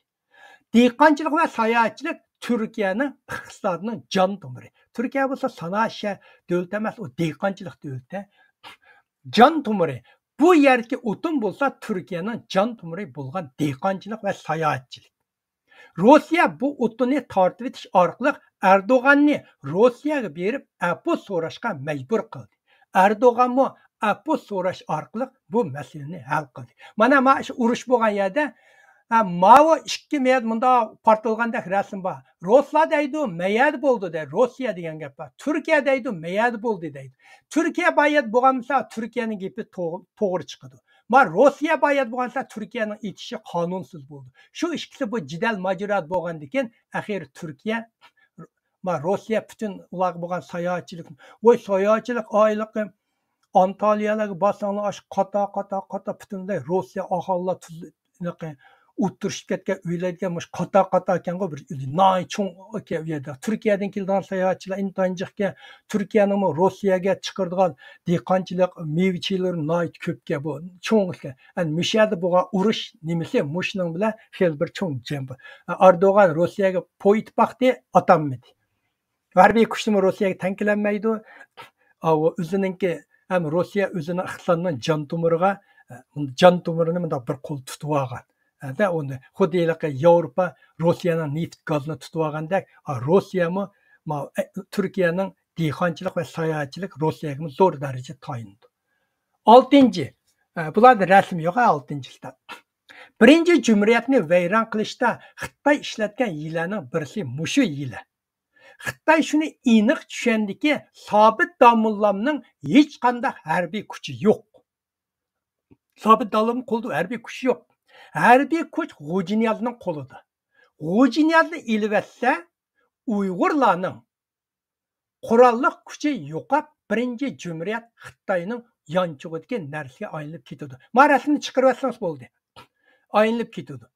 Bu yerda o'tin bo'lsa G'ujiniyaz. G'ujiniyazni muavin rais qilib Urumchiga akitadi. Yo'q, achkatga yiliq jangor G'ujiniyaz bir rasm bog'i mushukka o'xshab qoldi. Shuning bilan birinchi Cumhuriyetning qaynayotgan qozonini so'yitadi. Sobit Domullam va barliq birinchi Cumhuriyetning arboblari qo'lga ilinadi va o'ldirildi. Birinchi Cumhuriyet ko'zni ochqicha qasda qilindi. Oxiri Shingse G'ujiniyazning beshini o'zining ishtiga tashlab berdi. 7. misol, 2. Cumhuriyetni vayron qilishda Xitoy ishlatgan yilining birisi bo'lsa mushu yili. 2. Cumhuriyet qudratli armiyasi va barliq organlari mukammal bo'lgan bir muntizam davlat bo'lib shakllangan. Urumchidan boshqa yer asos jihatdan ozod bo'lib qolgan. Men oldingi qitimliq 11 bitimlik so'zlagan degandim. Shuni Urumchida shu vaqtida Xitoy o'zi yozgan Hu Jintaoning o'g'li tarixchi yozgan arang 960 askar qolibdi. Butun askari. 40 ming askar Manas daryosi tug'anda 40 ming askar Manas daryosi turmay 39 ming ashatir 1000 askarni kirgizib qo'yib ilib Xitoyning mashhur siyosatchi Zhang Zhizhong Sharqi Turkistonga kelganda Ahmadjon Qosimning Sharqi Turkistonni Xitoydan ayirib chiqib ketish maqsadining yo'qligini o'tkirlik bilan bayqidi. Sharqi Turkiston xalqining mustaqil harakatini adil va haqqoniy talab qiladigan harakatga aylantirib vassila Cumhuriyetning o'zligidan gumron bo'lganligiga ko'zi yetdi. Sharq Turkistonning vakillari dastlabda davlat vakili bo'lib suhbatga kelgan. Zhang Zhizhong bo'lgansizlar kimning vakilisi bo'lib Sharq Turkiston hukumatining vakili degan emas, Zhang Zhizhong men undaq davlatni ixro qilmayman degan. Zhang Zhizhong ular bilan suhbat qilishga urinmadi. Men davlat vakillari bilan emas, Xitoyga tava bir o'lkaning qo'zg'olonchilari bilan suhbat qilaman deb turib oldi. Zhang Zhizhong aqlligini ko'rdinglarmi bizning do'stligimizni. Zhang Zhizhong aniq bildi. Agar bu vakillarning salohiyatini Xitoyga tava bir o'lkadagi qo'zg'olonchilarga aylantirib vassila Sharq Turkiston Cumhuriyet o'zligidan halok bo'ladi. Sharq Turkiston xalqining mustaqil harakati xuddi mustaqil ilk etbaga harakatlari xuddi eriga amra xotini eriga akilab sansat deb qilgandan boshqa narsa emas. Amaliyot shundan boshqa narsa emas. Ahmadjon Qosim shuni o'zgartirdi. Ahmadjon Qosimlarmi Xitoyning ushtaloq qilib etishdan qo'rqib, darhol o'zining vakillik salohiyatini Sharq Turkiston Cumhuriyetining vakilidan qo'zg'olonchilar xalq vakiliga o'zgartirdi. Amaliyotda Sharq Turkiston Cumhuriyeti shu kuni halok bo'ldi. Uningdan keyingi bir necha yil bo'lsa, xuddi bo'yniga sirtmoq isib, puti dastlab turgan o'rindiqni tip o'rvatgan, sirtmoqlarning putini dastlab o'rvatgandikilar o putidan o'ladigan odamdek jon uzish oldidagi tipirlashdan boshqa narsa emas. Amaliyot shu kuni o'ldi Sharq Turkiston. Bo'yindagi islatdi, ular qo'zg'olonchilar vakili deb Sharq Turkistonni Xitoyning ichki masalasiga. Bu yerdagi qurolliq qo'zg'olonni qaynatayotgan o'tin bo'lsa, Xitoyga tava emas, mustaqillik. Bu o'tinni ilvatsa, 2. Cumhuriyetning xarakteri butunlay o'zgarib, Xitoyning ichki jidal majrosiga aylanib ketdi va o'zligidan ko'mtirilib tushdi. Shuning bilan 11 bitim o'ydirilib chiqildi. Amaliyotda Zhang Zhizhongning bu yiliga qanchalik puxta va pishiq ekanligini bayon qildi. Harbiy, jo'g'rofiya, aholi, iqtisod, siyosat, dunyo vaziyati, Xitoy ichki urush qatorliq yaratgan umumyuzlik yaxshi vaziyat va mutlaq ustunlikni olgan 2. Sharq Turkiston Cumhuriyetini Zhang Zhizhong bu yillarni ishlatib bir pay o'q chiqarmay vayron qilib tashladi. Hozir ikkinchi jumriyatning G'ulja bog'chisidagi 9 dona qabrdan boshqa hech qanday qoldig'i qolmadi. Amaliyot 9 o qabrning ichida ular hech qaysi yo'q. Ikkinchi jumriyatni vayron qilgan tashqi omil Zhang Zhizhong. Tashqi Xitoylar, tashqi omil Zhang Zhizhong, Rossiya, Xitoy. Ichki omil Ahmadjon Qosim yetakchiligidagi amaldorlar. Aş O'rta Osiyoga birlar men G'uljub Ahmadjon Qosim tillab ketdi. Uni men tillab ketdi telefon uribdi. Hey, aş haqlar deyim, aşlar nurg'uning hamma ashaslarga deb qo'yay. Nurg'uning dadilari shu vatanni sitvatga osiylar. Sen shu dadangni to'g'ri qilib, xalqqa shu tarixni to'g'ri tushuntirishing o'rganishing kerak. Sen yani o'n texi o Rossiyaning 100 ming askari chigiratosi u deb nim qilib ketadi. Nim bo'ldi? 1000 askarni kirgizgan bo'lsa, nim qildi. Meni 11 bitim to'g'riliq nurg'un so'zlaganlarim bor. Anglanglar, on to'g'riliq kelgan so'zlayman-ku. Birinchi jumriyat o'zining qurilishiga hech qanday to'kpa qo'shmagan G'ujiniyazning sotqinligida vayron bo'ldi. G'ujiniyaz birinchi jumriyatning qurilishiga hech qanday qumul bir yoq so'qishi o'jartni qurishiga G'ujiniyazning hech qanday to'kpisi yo'q. Yo'qtishga to'kpisi bor. Qurilishida G'ujiniyaz hech qanday to'kpa qo'shmagan, qatnashma qo'ymagan yo'q u odam. Endi u odamning qurolli kuchidan hurmatlab u odamni rais qilib qo'ygan. U bir kun raisni saylab qo'yganda ikkinchi jumriyatning o'zining qurilishiga hech qanday to'kpa qo'shmagan Ahmadjon Qosimning osiyligida vayron bo'ldi. Ahmadjon Qosim dastlab janglarda yo'q. İlhan Töre onun qo'lida kichik kotib bo'lib ishlab yurgan. Ki İlhan Töre tutqanda kelib, "Voy Ahmadjon Qosim" deb Jalloni qotib, Qosimi deb Miloni qaytib shunda so'zlab. Bu xoinlar hech qaysi yaxshi oqibat bo'lmaydi. Yaxshi oqibat bo'lmaydi. Ko'rko'rdoq birisining kallasini kesib oldi, birisi onimda o'ldi. 8-chi misol. Amerikaning oldingi prezidenti Trumpning Xitoy iqtisodining zamonlashishiga zarba berish.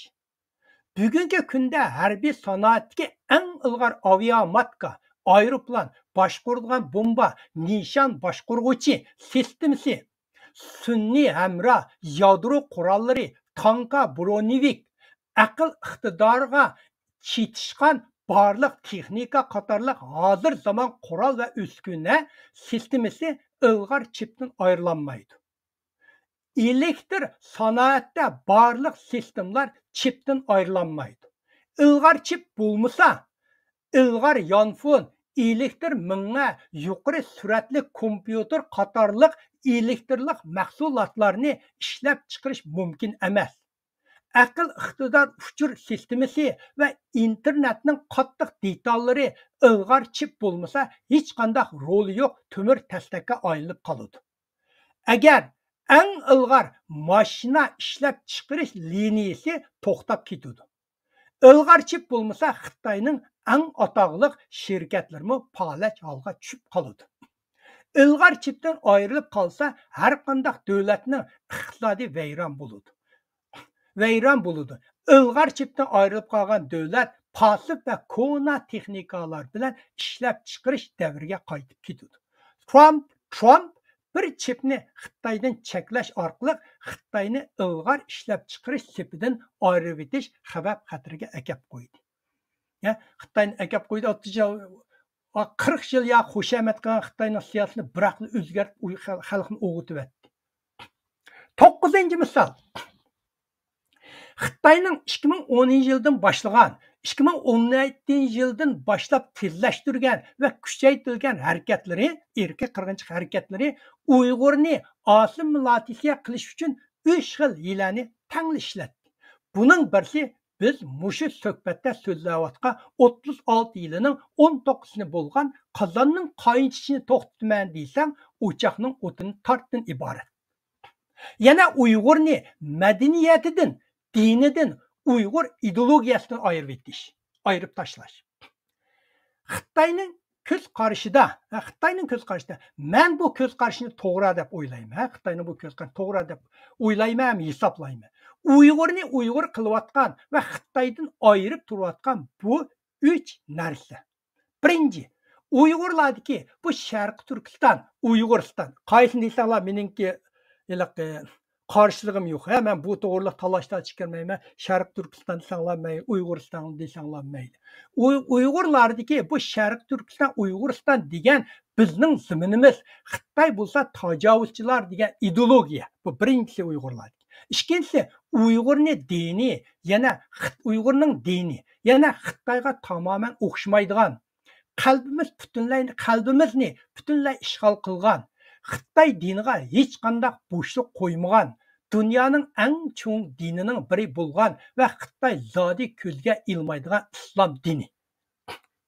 Uchinchi omil, yemak ichmikimiz, kiyim kechigimiz va kiyim kechak kiyishimiz, tilimiz, to'y nikohlarimiz, muzikalarimiz, bir narsani to'g'ri yoki xato deb tushunishimiz, ustallarda o'ltirishimiz, mehmonlarni kutib olishimiz yoki o'zaro salom berishimiz, ijtimoiy shakllanishimiz, millat tang bahramon bo'lish orqali alaydigimizni gavdalantiradigan bir yurish pozitsiya, holat, qimmat, nishon, maqsad, urf odat, praktika qilish, aql farosatga tushunish va yetakchilik qilish, afzallik va esillik deganga bo'lgan havas va sezimligimizdan tarkib topgan va Xitoyga butunlay o'xshamaydigan madaniyatimiz.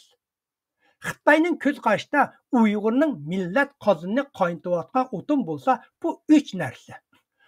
Agar Uyg'urni bu 3 narsadan ayirib etsak, Uyg'ur millatini assimilyatsiya qilib etimiz.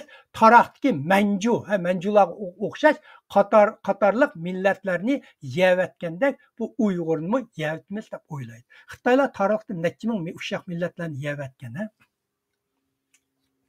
Xitoy siyosatchilari bu 3 narsaning hech qaysi hal bo'lmaganligini bildi. Sharqiy Turkistonni to'liq ishg'ol qilib bo'lgan bo'lsa-mu, Şinjan azaldan Jungoning ayrılmaz bir qismi. Şinjanga biz Xitoylar birinchi bo'lib kelgan, Uyg'ur keyin kelgan degan hukmni yangi tug'ilgan bolalardan tortib o'lay degan Xitoyning mingisiga singdirib bo'lgan bo'lsa-mu, bu hukmni butun Xitoy qabul qilib bo'lgan bo'lsa-mu, hatto chet ellarda Xitoy hukumatiga keskin qarshi harakat ilib berayotgan Xitoy demokratik Beijingsalarga o'xshashlar faoliyatchilarmi bu masalada Xitoy hukumati bilan bir safda bo'lsa-mu, dunyoda Xitoyning bu jakarlashiga norozilik bildirgan birmi davlat bo'lmasa-mu, hatto chet elda yashayotgan Uyg'urning 80% Xitoyning bu jakarlashiga ochiq oshkora norozilik bildirmagan bo'lsa-mu, Dünya Uyghur qurultay tashkilotlar o'z taqdirini o'zi belgilash, Uyg'urlar indigenous degandek Uyg'urning o'tmishini va kelgusini inkor qiladigan bayroqni egiz ko'tarib, Xitoyning Şinjan azaldan Jungoning bir ayrilma qismi deganni tasdiqlab kelsa-mu, Uyg'ur qalbida bu mening vatanim, Xitoy faqat tajovuzchi degan hukm bilan sug'urlangan ideologiya cho'nqur yildiz tatgan. Uyg'urning qalbidan Sharqiy Turkiston degan hukmni yo'qotish uchun Xitoy keng ko'lamda va keskin harakatlarni ilib ketib bordi. Irqiy qirg'inchilik shuning bir qismi. Angliyada yashagan George Orwell shundoq degan, cho'ng bir yozuvchi. Tarixni kontrol qilgan, kelgusini kontrol qildi. Bugunni kontrol qilgan, tarixni kontrol qildi. Uyg'ur tarixining bugun va kelgusini yozadigan qalam tamoman Xitoyning qo'liga o'tib ketdi. Uyg'ur tarixi Xitoy kontrol qilgan qalamning tavrishi bilan butunlay boshqacha yozilyapti. Bu to'g'riliq orqali Qurbonvali ko'p qatim to'rlarda nihoyat yaxshi so'zlab berdi. Nabijon Tursunmi Uyg'ur umumiy tarixini puturishga jiddiy tirishyapti. Hozir Uyg'urni biz Türk emas deb yezishga va deyishga qistavotdi. Xitoy Uyg'urning Türk bilan hech qanday munosabati yo'q ekanligini isbotlamoqchi bo'lgan yozmalarni va filmlarni to'rlarga to'xtamay silyapti. Xitoy to'rlar yomon chiqdi. Şinjan degan so'zning ma'nosini qadimgi zamin egasiga qaytdi deb o'zgartdi. Hozir mushta deb burun yengil yerdmi, hozir bugun gapning ma'nosini manda deb o'zgartdi. Şinjan degan gapning ma'nosini qadimgi zamin egisiga qaytdi deb o'zgardi. Uyg'urning tarixini yo'qotishga umumyuzlik hujumga o'tdi. Xitoy buning bilan rozi bo'lmay, albatta Uyg'urni assimilyatsiya qilmoqchi tirishchanligini to'xtatmaydi. Xitoy Uyg'urni butunlay assimilyatsiya qilish uchun chiqargan qarorlari keskin, nishoni aniq va irodasi qat'iy. Buningdan buni gumonlanib qolmanglar buningga. Mening anglashimcha bir Uyg'ur amaldor Xitoyga shundoq maslahat beribdi ekan. Uyg'urlar Makkaga qarab namoz o'qiydi ekan, qalbi mangu Bejingga bog'lanmaydi. Shuning uchun Xitoy Uyg'urlarni islom dinidan ayirish uchun zo'r kuch chiqaryapti. Masjidlarni chiqish, Qur'on va barliq islomga munosabatlik yoki islomni aks ettirgan yozma, belge, soqol burut, niqob, nazr, nikoh, salomlashish, ism qatorliqlarni Sharq Turkistondan tip yuzdan yo'qotishga tirishyapti. Buningdan texmi ilgirlab Uyg'urlarning kimligini bildirgan va bisharat berilgan barliq narsalarni yo'qotishga intildi va intilyapti. Bütün Sharq Turkiston üstü uçuq turmaga aylantirib, bütün Sharq Turkistonni üstü uçuq turmaga aylantirib, Uyg'urning jismoniy turqini yo'qotishga va ojizlashtirishga intilyapti. Shuning uchun Xitoy Uyg'urlarni Uyg'ur qilayotgan, Uyg'urning kimligini saqlab kelayotgan, Uyg'urning Uyg'ur kimligini qaynatayotgan o'tinni tortishga boshladi. Uyg'ur tarixini burunlab xitoylashtirdi. Uyg'ur tilini maktablarda yo'qotdi. Uyg'urlarni aks ettirgan barliq xarakter, mijoz, xususiyat, axloq, fazilat, belge qatorliq alaydilikini butunlay yo'qotishga jiddiy tutishdi. Uyg'urlarni islomdan opqochdi. Islom bilan munosabatlik barliq narsalarni yo'qotyapti. Namoz o'qishni chekladi. Musulmonlarga salom berishni chekladi. Musulmonlarga xos ismlarni qo'yishni chekladi. Qur'on va islom to'g'riliq yozilgan yozmalarni, islom mazmuni barliq narsalarni ko'ydirib tashladi. Nazrlarni chekladi. Nikoh qilishni chekladi. Xitoy bilan to'y qilishga majburlayotdi. Masjidlarda imomlar xitoycha so'zlashga majbur bo'ldi. Maktabda o'qiyotgan Uyg'ur o'smirlarga xitoycha ism qo'yayotdi. Uyg'urlarga cho'shqa go'sht yeyishni majburlayotdi. Cho'shqa go'sht do'konlariga halol degan vidiska osdi.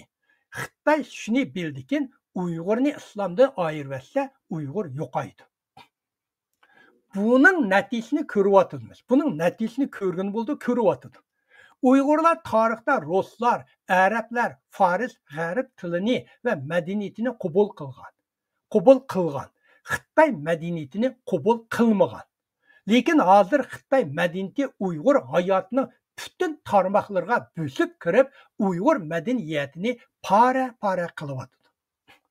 2017-dan keyin Xitoy texmi ilg'irlab Sharq Turkiston, Uyg'uriston degan atalg'uni dunyo xaritasidan butunlay o'chirib etishga umumyuzlik hujumga aylandi. Xitoy aniq bildiki, Sharqi Turkistonda Uyg'ur mavjudkan, Sharqi Turkiston dunyo xaritasidan yo'qolmaydi. Sharqi Turkiston degan qozonni qaynatayotgan o'tin bo'lsa Uyg'ur. Uyg'urni yo'qotsa bu qozon issiqlik ololmay, xuddi manzu millatini va davlatini yo'qotgandek Sharqi Turkistonning jug'rofiya mavjudligini yo'qotib tashlaydi. Bu bo'lsa Xitoyning Uyg'urlarni irqiy qirg'inchilik orqali butunlay yo'qotmoqchi bo'lishining bir sababi. Yana bir tarafda Xitoyning ko'z qarashicha Sharq Turkiston, Uyg'uriston bo'lsa Kolpuk, O'rta Osiyo bo'lsa Chish. Xitoyda Chun, Wang, Chi, Han degan gap bor. Mana gapni Kolpuk bo'lmasa Chish to'nglaydi degan tamsil bor Xitoyda. Agar Uyg'urni yo'qotsa, Sharq Turkiston yo'qaydi. Sharq Turkiston yo'qsa, O'rta Osiyo changaliga tushadi. O'rta Osiyoning mustaqillik qozonini qaynatayotgan o'tindimi Sharqi Turkistonning miqdori ko'p. O'rta Osiyodagi qozoq, o'zbek, qirg'iz qatorliq turk qarindoshlarimiz mustaqilligini qo'g'dayotgan avangard kuch bo'lsa, Uyg'ur va Sharq Turkiston yo'qsa bir qarindosh bir bu qarindoshligimizmi va bu stallarmi yo'qaydi. Ben 10. misalını so'zmayda o'ylab ketib axir so'zladim. So'zlashga mamnun bo'ldim. Chunki men burun bo'ylab dunyo o'qirdi Robiya Qodirni mushi yilni ishlab raislikni ilib tashlagan vaqtida men shu vaqtda 2 parcha maqol yozgan. Mushining dastlabda mushni ko'rganda Facebook'im kirsanglar bor. Birinchisi Umar Qanot va To'lqin Aysa va Umar Qanot ochiq xatda bir parcha maqol yozdim. Yana bo'lsa Bölgünçilik qandaq tavlandı degan bir parça ayliqi raisni ip tushgandan keyin bölgünçilik qandaq tavlandı degan maqolni yozdi. Buni tanqidlab.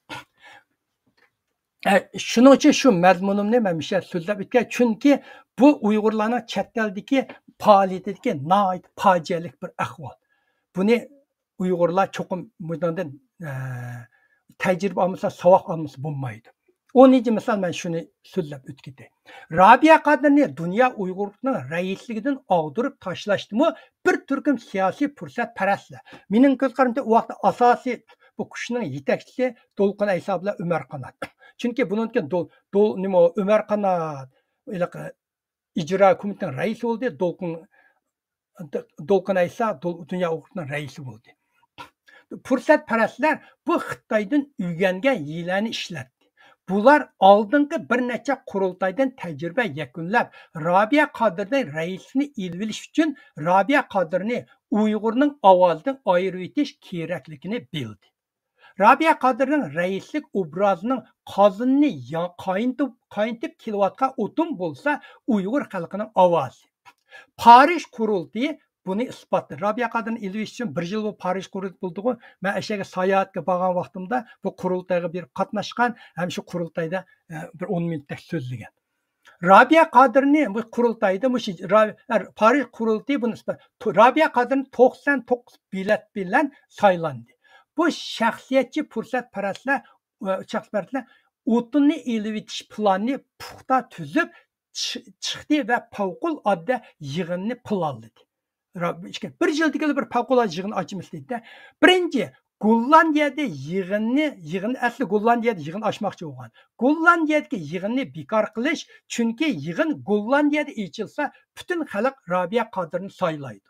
Hatto o'zlari xuddi Parij qurultayidek Robiya Qodirni saylashga majbur bo'ladi. İkinci, yig'inni Myunxenga ichish. Chunki Myunxenda yig'in ichilsa, Robiya Qodirga qarshi odamlarni to'plalaydi va Robiya Qodirni qo'llaydigan odamlarni cheklalaydi. Uchinchi, 10 dan ortiq davlatdan keladigan vakillarning oldini to'g'rash. To'g'ri, Robiyamdan raisdi, Seyit Tumturk birinchi muavin raisdi. İkinci qo'lda shu Senturkning shu To'lqin bu ishimiz bu kotib bo'lgan odamlar shu Myunxenda Seyit Tumturkning yig'in qatnashdimi?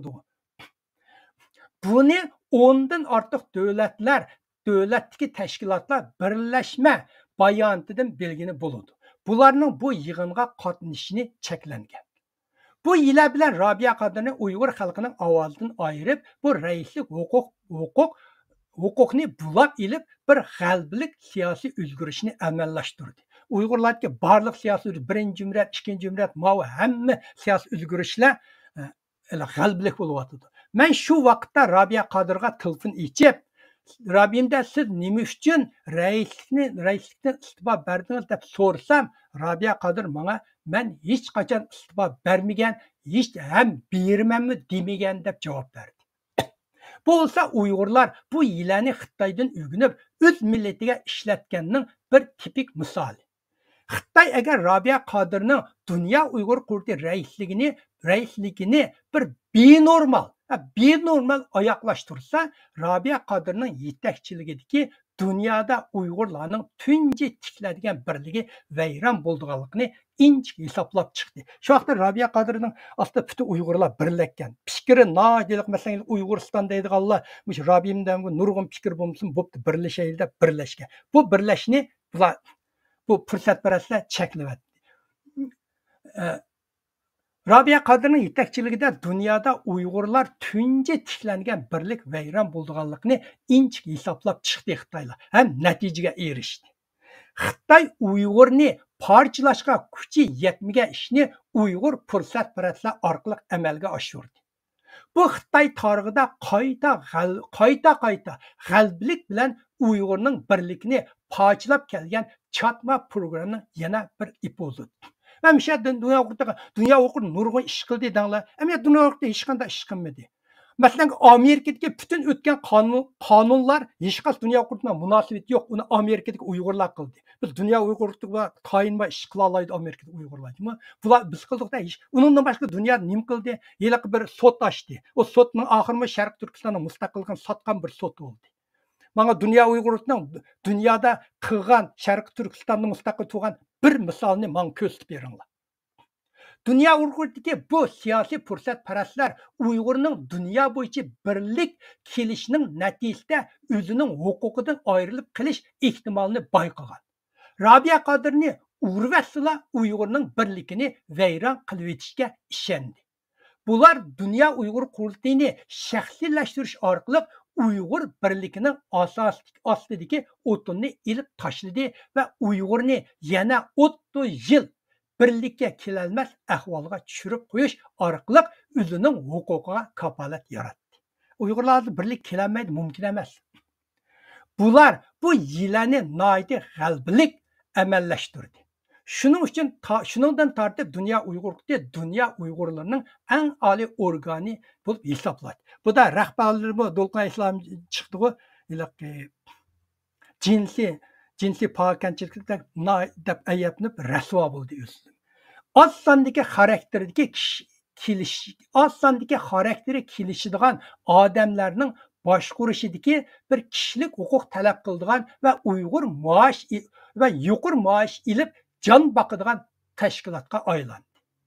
Uygur birlikке en ihtiyaç vaxtida Uygurlar işçideki en ecellik bölgünçilikini ilip geldi. İlip bardı.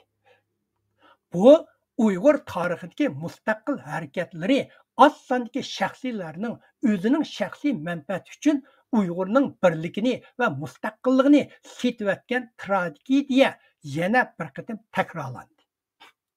Uyg'ur bu yilani o'rganganda o'zimizning millat davoyimizning qozini qoyintayotgan o'tinni elib etish emas. Qanday qilib Xitoyni güçlendiriyotgan qozonning ostidagi o'tinni elib etishni o'rganaylik. Bu nayiti mükemmel, qo'llanish imkoniyati va ehtimoli nayiti yuqori yili. Uyg'urlar bu yilani yaxshi o'rgansa, Xitoyga ajallik zarba bera oladi. Buni o'z millatiga ishlatsa, o'z millatiga ajallik zarbami bera oladi. Ben xulasını sözlü biter, hem de fikir boz alay. Xulas sözüm. Xitay medeniyeti bolsa qatıllık medeniyet. Her qandaq özge o'xshamaydigan medeniyetni ve şu medeniyetni şekillendirgen milletni yo'qotishni yoki assimilyatsiya qilishni nishon qiladi. Qatıllık, vahshiylik, soxtipazlik, kazzaplık, suiqasd, hile mikir ve iki yüzme bu milletin tarixinin her bir betiga yazılgan. Bu milletin medeniyeti muşundaq elementler bilan şekillengen. Şunun için 36 yıla fakat Xitoy milletida yazılıp çıkıldı. Xitoy milleti yazıldı.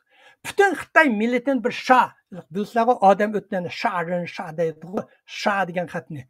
Sizin bilsiniz o deyme şah degen xətini. Bütün Xitoy tarixini bir şah degen Xitoycha xat bilan qisqartib yozg'ini bo'ladi. Bu şah degen Xitoycha xatni Uyg'urchaga bir so'z bilan o'ltirish deb yomanda deb tarjim qilgan bo'lmaydi. Bunda tarjim qilgan bo'lmaydi.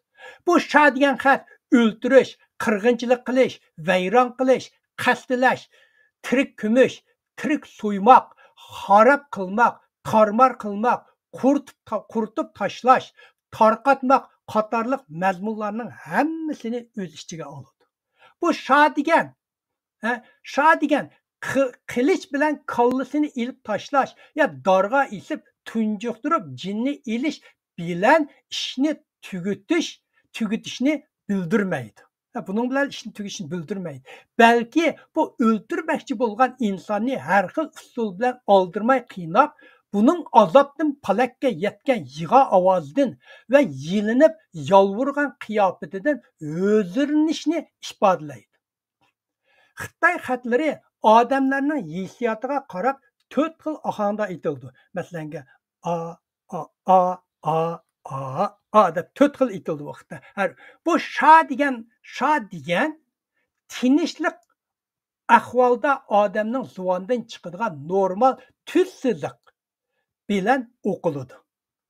Bu demak Xitoyda odam o'ldirish bir tal tamaka chekolay degandek oddiy voqea va bir xil ko'ngil ichish. Xitoyning tarixiga qarab baqsaq, xonadonlik almashganda mushu sha degan xat bilan almashgan. Yangi taxtiga chiqqan podshoh taxtidan tushgan podshohning 9 avlodini bu vaqtdan tortib qiyri buvay mumaylargacha hech kimni qo'ymay o'ldirdi. İsyankarlar bilan hukmronlar oraliqdagi ziddiyatmi mushu sha degan xat bilan bir taraf qilingan. Yoki isyankarlar hukmronlarning bütün avlodni yo'qotgan. Yoki hukmronlar isyankarlarning to'g'ri mushuklardan tortib qirg'in qilib tugatgan. Xitoylar o'zaro manfaat talishib ilib borgan to'qinishlarda guruh sistemasi ora ilib borgan talash tortishlar, Xitoy zimini kengaytirish uchun ilib borgan tajovuzchilik urushlar mushu sha degan xat bilan yozilgan. Bir taraf yana bir tarafning nasli butunlay quritishni maqsad qilingan. Bu sha degan xat Xitoy madaniyatining yuragi bo'lib shakllangan. Bularning avlod qolgan an'anasi shuni ko'rsatadi. Odamlar o'zaro ziddiyatlashganda yengilguchilarning bevosita aloqador odamlari nila emas. Nila o'ltirib qolmay, mushu odamlarning 9 avlodni quritib tashlaydi. Çenleyen Juzong deydimi, Juzong'u 9 avlod o'ltirib yetish kerak dedi. Bu to'g'riliq Xitoyning bir necha tamsilini ko'ray. 14-rasmga akab qo'ying. 14-rasmga.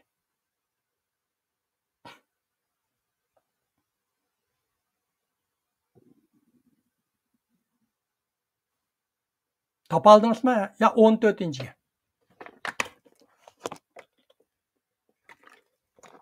Oxirgi rasm.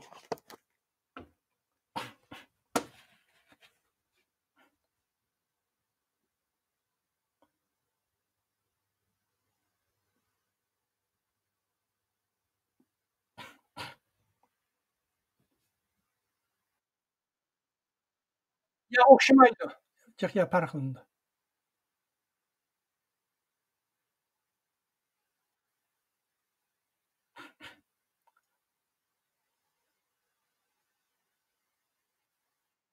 Yo'qmikan?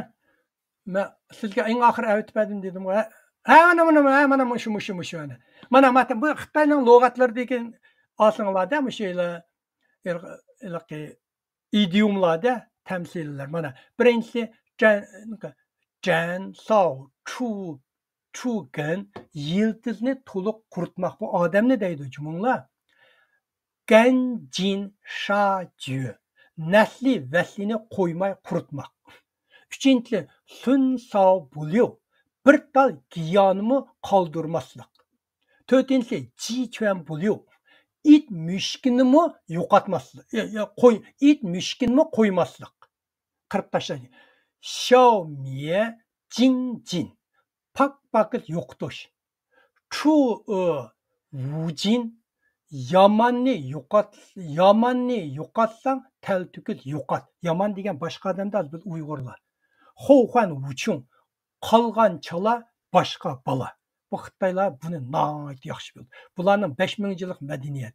Bu tamsillardan shuni bilgini bo'ldiki, Xitoy madaniyati taslim qabul qilmaydi. Taslim bo'lganlarning hammani o'ttirdi oxiri. ziddiyatlarni murassa qilish orqali hal qilishni nomus ko'radi. Baravar yashashni xohlamaydi. O'zini o'ngishib olgandan keyin ustunlikni ilib olgandan keyin qarshi tarafni yiltizdan yo'qotishga boshlaydi. Mushu Xitoylar Sharq Turkiya yin kirgan ko'cha-ko'chada xalqlarning suyini to'shib berib, ishq oldidan supurib ashta qilib ketgan-ku.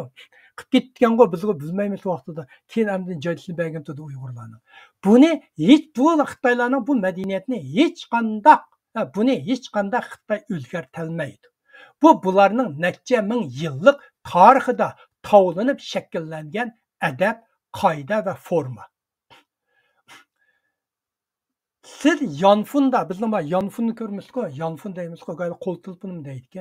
Yanfunda Uyg'ur kona yezigi bo'yicha xat yezish uchun Yanfunga avval Uyg'ur kona yeziq yumshoq detalni qochilaysiz. Apple'da tushirsiz, to'g'rimi? Ama nimani tushirib olsiz.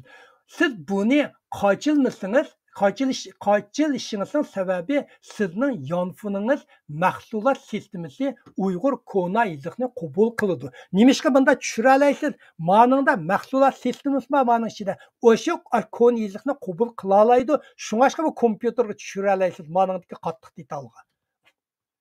Agar Yanfuningiz Uyg'ur kona yeziqni qabul qila olmasa, siz kona yeziqda xat yozolmaysiz.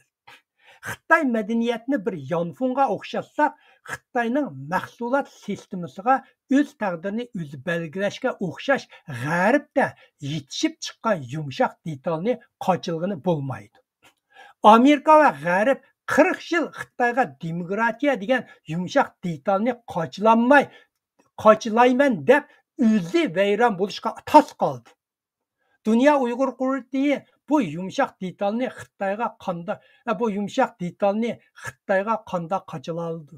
Ular Xitoy bilan birlashib, o'sha o'z taqdirini qilib, akufga o'tmasa ekan, qanda qochilalaydi o'z taqdirini o'z belgilashni. Dünya Uyghur Uyg'urlarni bilib, Uyg'urlar buni bilib, xalqni bilib aldayotgandı yo bilmay aldayotgandı, sizlar menga baho beringlar. Biz har qanday siyosatni yetishtirib chiqishda Xitoy madaniyatini yodimizdan chiqarib ketmasligimiz kerak. Chiroqning tugi qorong'u degandek Uyg'urlar Xitoy madaniyatidan asos jihatdan savodsiz. Dünya Uyg'urning mushu madaniyat bilan tarbiyalangan va bu madaniyatdan faxrlanadigan Xitoydan o'z taqdirini o'zi belgilash orqali mustaqillikqa erishimiz degan aqli nadin keldi. O'z taqdirini o'zi belgilash bilan mustaqil o'ttirsiga tanglama belgisini qo'ygan matematika tarbiyasini kimdan olgan? Dünya Uyg'urligi o'zlarini aldayotgandı yoki xalqni aldayotgandı? O'z taqdirini o'zi belgilash Uyg'urlarning yuragidagi eng oxirgi bir tomchi qonni, o'ksidagi eng oxirgi bir tiniq oksigenni siqib chiqarib yutadi. Xitoy bilan Uyg'ur bo'lsa, suv bilan o'tdak o'xshamaydigan ikki millat. Shuning bilan mening bu so'zimni tugdi. Oxirgi so'zimni so'zlab bo'ldim. Fikringlar bo'lsa javob beray, bo'lmasa oyoqlashtirsak bo'ladi. Ko'p ajrlik bo'lg'aysiz, rahmat. Haqiqatan bugungi bu shu tushuntirishlardan Xitoy bilan tamoman o'xshamaydigan tiplarning qat'iy bo'lib eng diqqat chekadigan jumla boshqa madaniyatlar bilan barobar yashashni xohlamaydiganligidan iborat narsisligida. Bir ajablanib qoldim men bayotning dastlabki tushuntirishingizda Xitoyninki taktikalaridan birida oliyjanob kishi hurmatlaydigan axloqli insonlarni o'ldirib degan bir jumlasi. Agar bu bir an'ana yoki bir sistemlashgan bir ong'a aylanib bo'lgan bo'lsa, unda Xitoy bu xil odamlardan ayrilib turib yana qanday taraqqiy qilgan? Xitoylarda ziyolilarni cho'lovchi deydi. To'qqinelik Qin sulosida, Ming sulosida Xitoylar odamni 10 turga ayirdi. Birinchisi podshoh, ikkinchisi 9-si ziyolilar, 10-si divonlar. Divandan ko'tirsa, eng oxirgi Xitoylarga Madinaga cho'lovchi 9-chi sisiq degan. Mavzudon so'zlaydigan ekan, mushadan kelgan. Ming sulosida 10 g'oriydi emasmi odamlar? Birinchisi nimalar, ikkinchisi katta boylar, vazirlar, ashunda ayirib, uningdagi savdogarlar, uningdagi dehqonlar ashunda ayirib kelib, 9-chisi ziyonlar, 10-chisi divanlar. Divandan ziyoli divan bilan o'xshash shundaqanda Xitoylar o'zlarining ziyolilari nihoyatda siyosatchilar bor. Bular mushu madaniyatini qabul qildigan, mushu madaniyatni rivojlantirgan ziyolilar. Mushuni madaniyatini, mushuni uni iliqi arlab Xitoylarning bunda madaniyatini tanqidlaydigan bir demokratiya chiqib qoldi-ku. Vatanning Xitoyning ichida bo'lsa, darrov kallasini ilyotdi. Yo'q, hozir turmaga tashlab qo'ydi. Bu Xitoyning Xitoy madaniyatining kuchi nerdan keldi bo'lsangiz, Xitoyning mush tarixdagi mush razillikni safarbarlik keltirishdi. Razillikni millatga safarbarlik keltiramizda kuch yo'q. Mao Zedong nimishqa Cankayşidak bir şu Mavzudan harbiy qilganda Jingangsanda bir 200 dak xat bo'lmaydigan dehqon qilish qalqan tutgan dehqon bilan Cankayşning 8 million askarni qurolli askarni yo'qdi. Chunki Mavzudan Xitoyning ichidagi barliq razilliklarni safarbarlik soldi. Bularning ichida qilib qolgan onda munda bir yaxshi axloqni hammani yo'qotdi. Şunun bilan bu Xitoyning kuchi razillikdan keldi. Shuning uchun bu Xitoyning hozir ziyolilari mash qilayotgan qarshisiz butunlay davlatga so'zlar YouTube'lar men to'liq anglayman Xitoyda. Xitoycha kitoblarni to'liq o'qiyman. Har yil oz deganda 10-12 kitobni o'qiyman Xitoycha. Yozilgan mush har yil chiqqan yaxshi kitoblar Xitoycha. Ziyolilari mushundan keldi bu ziyollar bunda odamlarcha. Bular fazilati eslamasda fasilati razillikka aylanib ketgan aqlli odamlar. Siz aqlli odamlarning hammasining fazilati yo'q deb olmang. Endi fazilat degan bilimsiz odam fazilatli bo'la olmaydi, qarang. Bilim bilan axloqni birlashtirganda, odam birlashganda u odamda bir oliy janob bo'lib, bu nurg'un ishlarga tushunmasangiz qanday qilasiz? Lekin tushunib turib, razillik qilganlar intayin acılarında Xitayların asasiyatının hem adamlar şunda kıldı, hem şunda öldürdü, kırdı bulanınki. Her kanda adamı hükümet ki şunda uğurlaşkan dikiller, aşkılık bir Xitay'nın gibi bağı bir naye dertli kadrini sotku sözlep sen muşinçilik hıyanet, muşi kıpsa deyse, eğer ben hıyanet kılmasam bunçilik orunda turan, bu ornumu turanmayman degen bu. Hemmisi hıyanet kılıp aşında kıgan deken, ben aşlağı okşaş, aşta işini kılmasam, ben bir gündür caylı yetiyordu. Şunun için Xitay'da siz başlık bolsanız, aşlağı okşaş çiriklisiniz, aşağıdaki yaydığa içidiğen bolsanız, rezil işlerini kıldıgan bolsanız, onda işini kılmasanız, başlıklar gruki sizni birdemde çıkıp yok tutuyordu.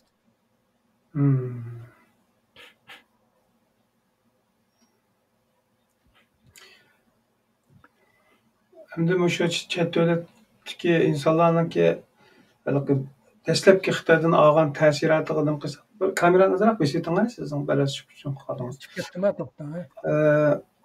Dastlabki bergan ta'sirotini o'rtoqlashsa, ular Xitoyning bo'ldimi? Sen o'tib ketib qoldi. Ha, bo'ldi. Dastlabki bergan ta'sirotini o'rtoqlashgan vaqtida xulosalasak, Xitoyning yumshoq kichik fe'l, ishchan degandek ijobiy tuyg'u berdida. Undaqda bu niqob kenda bularning hammasi. Uni o'rgangan maqsad Xitoylarning eng chong harbiy olimi tarixda hech qachon yengmagan Han Xin degan bor, Liu Bang davrida. U o'sha harbiy urushda oldidagi ko'chadagi bolalar chatirg'imda o'mlab, shunda o'mlab mangadigan. Keyin harbiy bo'lib dunyo Xitoylar tarixidagi eng ulug' harbiy general bo'lib ketdi. Oshin o'tida Xitoylar deydi, Xitoylar degani beshini egallagan, xalqning chatirg'ida o'talgan u qahramon deydi. Razillikda nima qila olsangiz, Xitoy men Lauzining gapi bor, men deyman, xorlanib to'ymagan odamni xorlab zerikma deydi. Ular bir siz ularga xorlanib, ular tarafning ularning hissiyotiga, mehriga erishmaysiz. Borgan sir sizni xorlaydi. Lauzi degan ishkim butun Xitoylarning Lauzi Shogu deb qo'ydi Xitoylar. bir gap. Laozi degan odamni Xitoylarning butun falasuflarning oti buvisi. 3000 yil, 2500 yil burun yaşagan. Bütün Xitoyning falasuf hozirgi nazariyasi shuningdan kelgan. Shuning uchun Xitoylar Laozi Shogu degan Laozi degan Laoz degan oshi gap, oshiningdek o'zini tutib so'zlagan manda degan gap shuning gapi bor. Xorlanib to'ymagan odamni xorlab zerikma deydi emas. Masalan, chet eldagi Xitoylar degan yin kelganda ham tozim berib turdi. Masalan, siz uni birini urib qo'ysangiz, sizga tozim berganlar bor. Xap bo'lmagan qo'ling og'rib ketdi, men mishad bo'lmagamsam qo'ling og'rimadi deb tur. Sal huquq olgandan keyin sizni uningdan joylaydi. Xitoylarda Xitoylarda Dongshan 大丈夫10年报仇君子不忘的 10 yildagi intihom olsangmi kechikmaydi deydi. O Xitoylarda bor emasmi? 大丈夫能吃能去的 o'g'il bola degan chatiraqni ostida o'talaydi, tikmi tura oladi deydi. Undan keyin Uyg'urlarda yetib o'lab ketkicha itib o'lab ket deydi degan gap bor. Xitoylarda itib o'lab ketkicha itdek yasha deydi. Bir kun sana fursat keldi deydi. O'xshamaydi. Bu madaniyat, ideologiya butunlay o'xshamaydi, psixologiya o'xshamaydi. Bu Xitoyning hammasi, men dedim-ku, psixologiya degan Uyg'ur kelgan, Xitoy kelgancha 36 yil. Masalan, men Amerikaga kelgandan keyin shu o'qigan o'zimning matematika, kompyuter darsini o'qish jarayon qo'shimcha psixologiya darsi bilan falsafat darsiga kirdim, falsafat darsini anglab chiqdim, qiziqdim. Bularning dars so'zlishi bilan Xitoyga berib Xitoyning psixologiya darsi so'zlashini o'xshamaydi. Ular mayli qandoq misolni aytsin, qandoq so'zsin, darsdan har qandoq ishdan 36 yil chiqib turdi. Shunda shakllanib ketgan, tovlanib ketgan, o'ziga qattiq detalga aylanib ketdi-da u. O'zgartirmaysiz.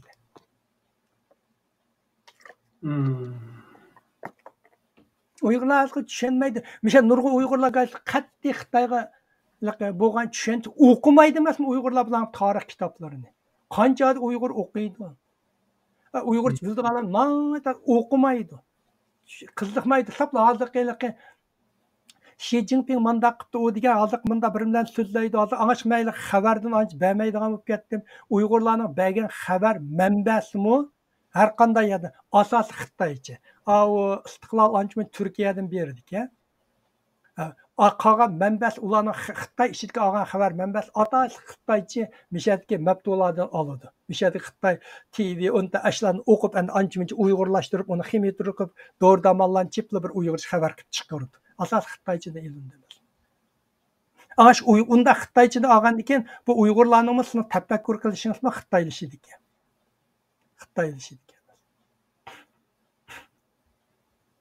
Yomon millat bu. Uni döt millat deb tilla, döt Xitoy deb qo'ydi. Döt emas bular, unda o'ylamanglar. Mekkar. Xursandlik qildi ekanda shu. Shu. Qashdan.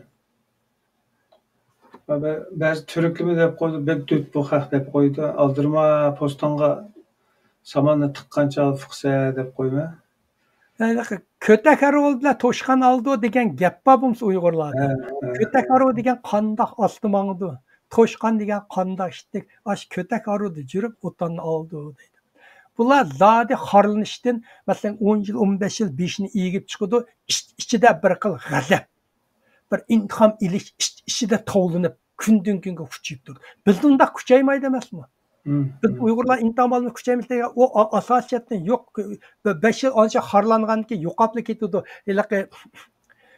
G'arbda Babi nazariyasi degan psixologiyada bir nazariya bor. U nazariyani deyishcha, sen bir cho'ng Xitoyning bir millatning cho'ng zarbasiga uchirgandan keyin keyingi zarbalariga ancha u sening ko'zingga ancha ko'rinmaydigan bo'ldi deydi. Birinchi ishkin jumriyat yo'qandan hozirgi zarbalar degan hech nima emas. Men irqiy qirg'inchiliklar Xitoylar men shunchalik ma planning oddiy bo'lgan bilan qanchalik yuqori saviya ekanligini his qiling. Berib kelgan har qandaydan so'rang. Men so'rab keldim. Qanday kelsang sen bilsan. Voy badoq shu saqchi tizim oldik. Undan keyin hamma o'zimiz borgan yerlarga berib ko'rib, ortiqcha gap qilmay ko'rib keldik. Hech qanday chataq chiqmaydi dedi. Bu gap qanchalik oddiy gap, bunda o'ylasangiz. Lekin buning ostidagi yila qanchalik, bu Uyg'urlarning dunyodagi davosiga qanchalik zarba berganligini ko'rdingiz. Ma qushning nimasini sizga anda demay, ma gap oddiy gap bilan ostingiz o'tanni ilib yutib olmamdi. Bas ish yo'q kel degandan keyin Bütün otunu ilib ötüp bardı. Sonra ben Nurgullardan sordum. Kegay tonuşlar tılpı vurup kandak yerap sordum. Habermuş, asasmış. Bir bala, bir seman depedi. Ben dadamdan kavrisiga bir dua kılaysam, bütün tukallar tat dua kılsam bulmaydı. Onu dedi. Bu bala. Yani bir bala, bir mındaq bir vatanperver bala emas, hech qanday bir qatnaşmaydigan bir bala. U manga dedi Mevlanka mushundaq deb turay Uyg'urlarning ahvolini birli jumilda deydi. Ha desam, aşı 7 qovul Uyg'ur mushta tug'an bo'lsa, bir urug' manga Xitoy kelib aşı 7 qochitiga urib kelsa, hech qas gap qilolmaydi ekan deydi. Birini saqchi ketdi ekan deydi. Uyg'urlar bildi ekan. Mushunda men mush bir ig'il gap bilanla sizga deb turay, meni ismimni ishlab demang dedi. Mush bir ig'il men Uyg'urlar ahvoli dedi. Qashqar tarafida hech akish qolmaganlik xabar keladi. Ama aşağıda bak, hammanglar o'zinglar bir nima qilmaysizlar ekan, undaqiliq statik izda. Ashundaq kelganlar uqqan ekan, voy qanday ahvoling keldingmi, qandaqki ahvoli deb so'rang. Siz bu axborot so'rab beking. Javob oddiy mush men degan javobni berdi. Ayda tuqqanlik qilmadim, bordim, ko'rishdim, aylandim, jiqiyalagim bordim, xalqlar bilan jiq so'zlashmadim, ish qilib o'zim berib keldim deydi. Bizning mayatlarning nurg'ullarninki masalan necha yillik 50-60 ming dollar maoshini man erki virusdan bor 6 yosh kamiga maoshlarim berib. Mushunda so'rab bekin. Hammanglar so'ranglar, so'rma. Bu statistika qo'llanmasanglar, men ashta oddiy so'rasanglar, mushta bir ko'ngli qo'yib yotmaydi telefonni. Hammasi mush javobni berdi. Bo'lmasa mening gapimni inkor qilsanglar, shunchaki oddiy masala. Bizda biroz ko'pinchalarimiz uchun biroz sabri oz. Qarshi taraf bilan sabit qilishda ilgari nafratlanib ketamiz. G'azablanib ketamiz. Shuni ovozimizdan toni yoki boshqa so'zliklarimizni muvofiq ishlatmay qarshi tarafni qatirib qo'yamiz yoki qochirib qo'yamizda. Shuni ololmaydi ekanmiz bunday gaplarni. Lekin bu ayrim bir tema edi, vatanga berish bo'lmaslik masalasi. Ba'zi qanday berish. Temasini bir ikki odamdan kelsin, men chiqaman. Bo'ladi inshaalloh. Erkin suhbat qilamiz bir kun. Erkin suhbat. Lekin hozir sizning shu programmada men bugungi programmadagi ma'lum bir qozonning qaynishini to'xtatmoqchi bo'lsam, o'choqning o'tinini tat. Ya'ni o'tini o'cha. Uyg'urcha desak. O'tini o'cha. Bundan leylasam bo'ldi. Buningga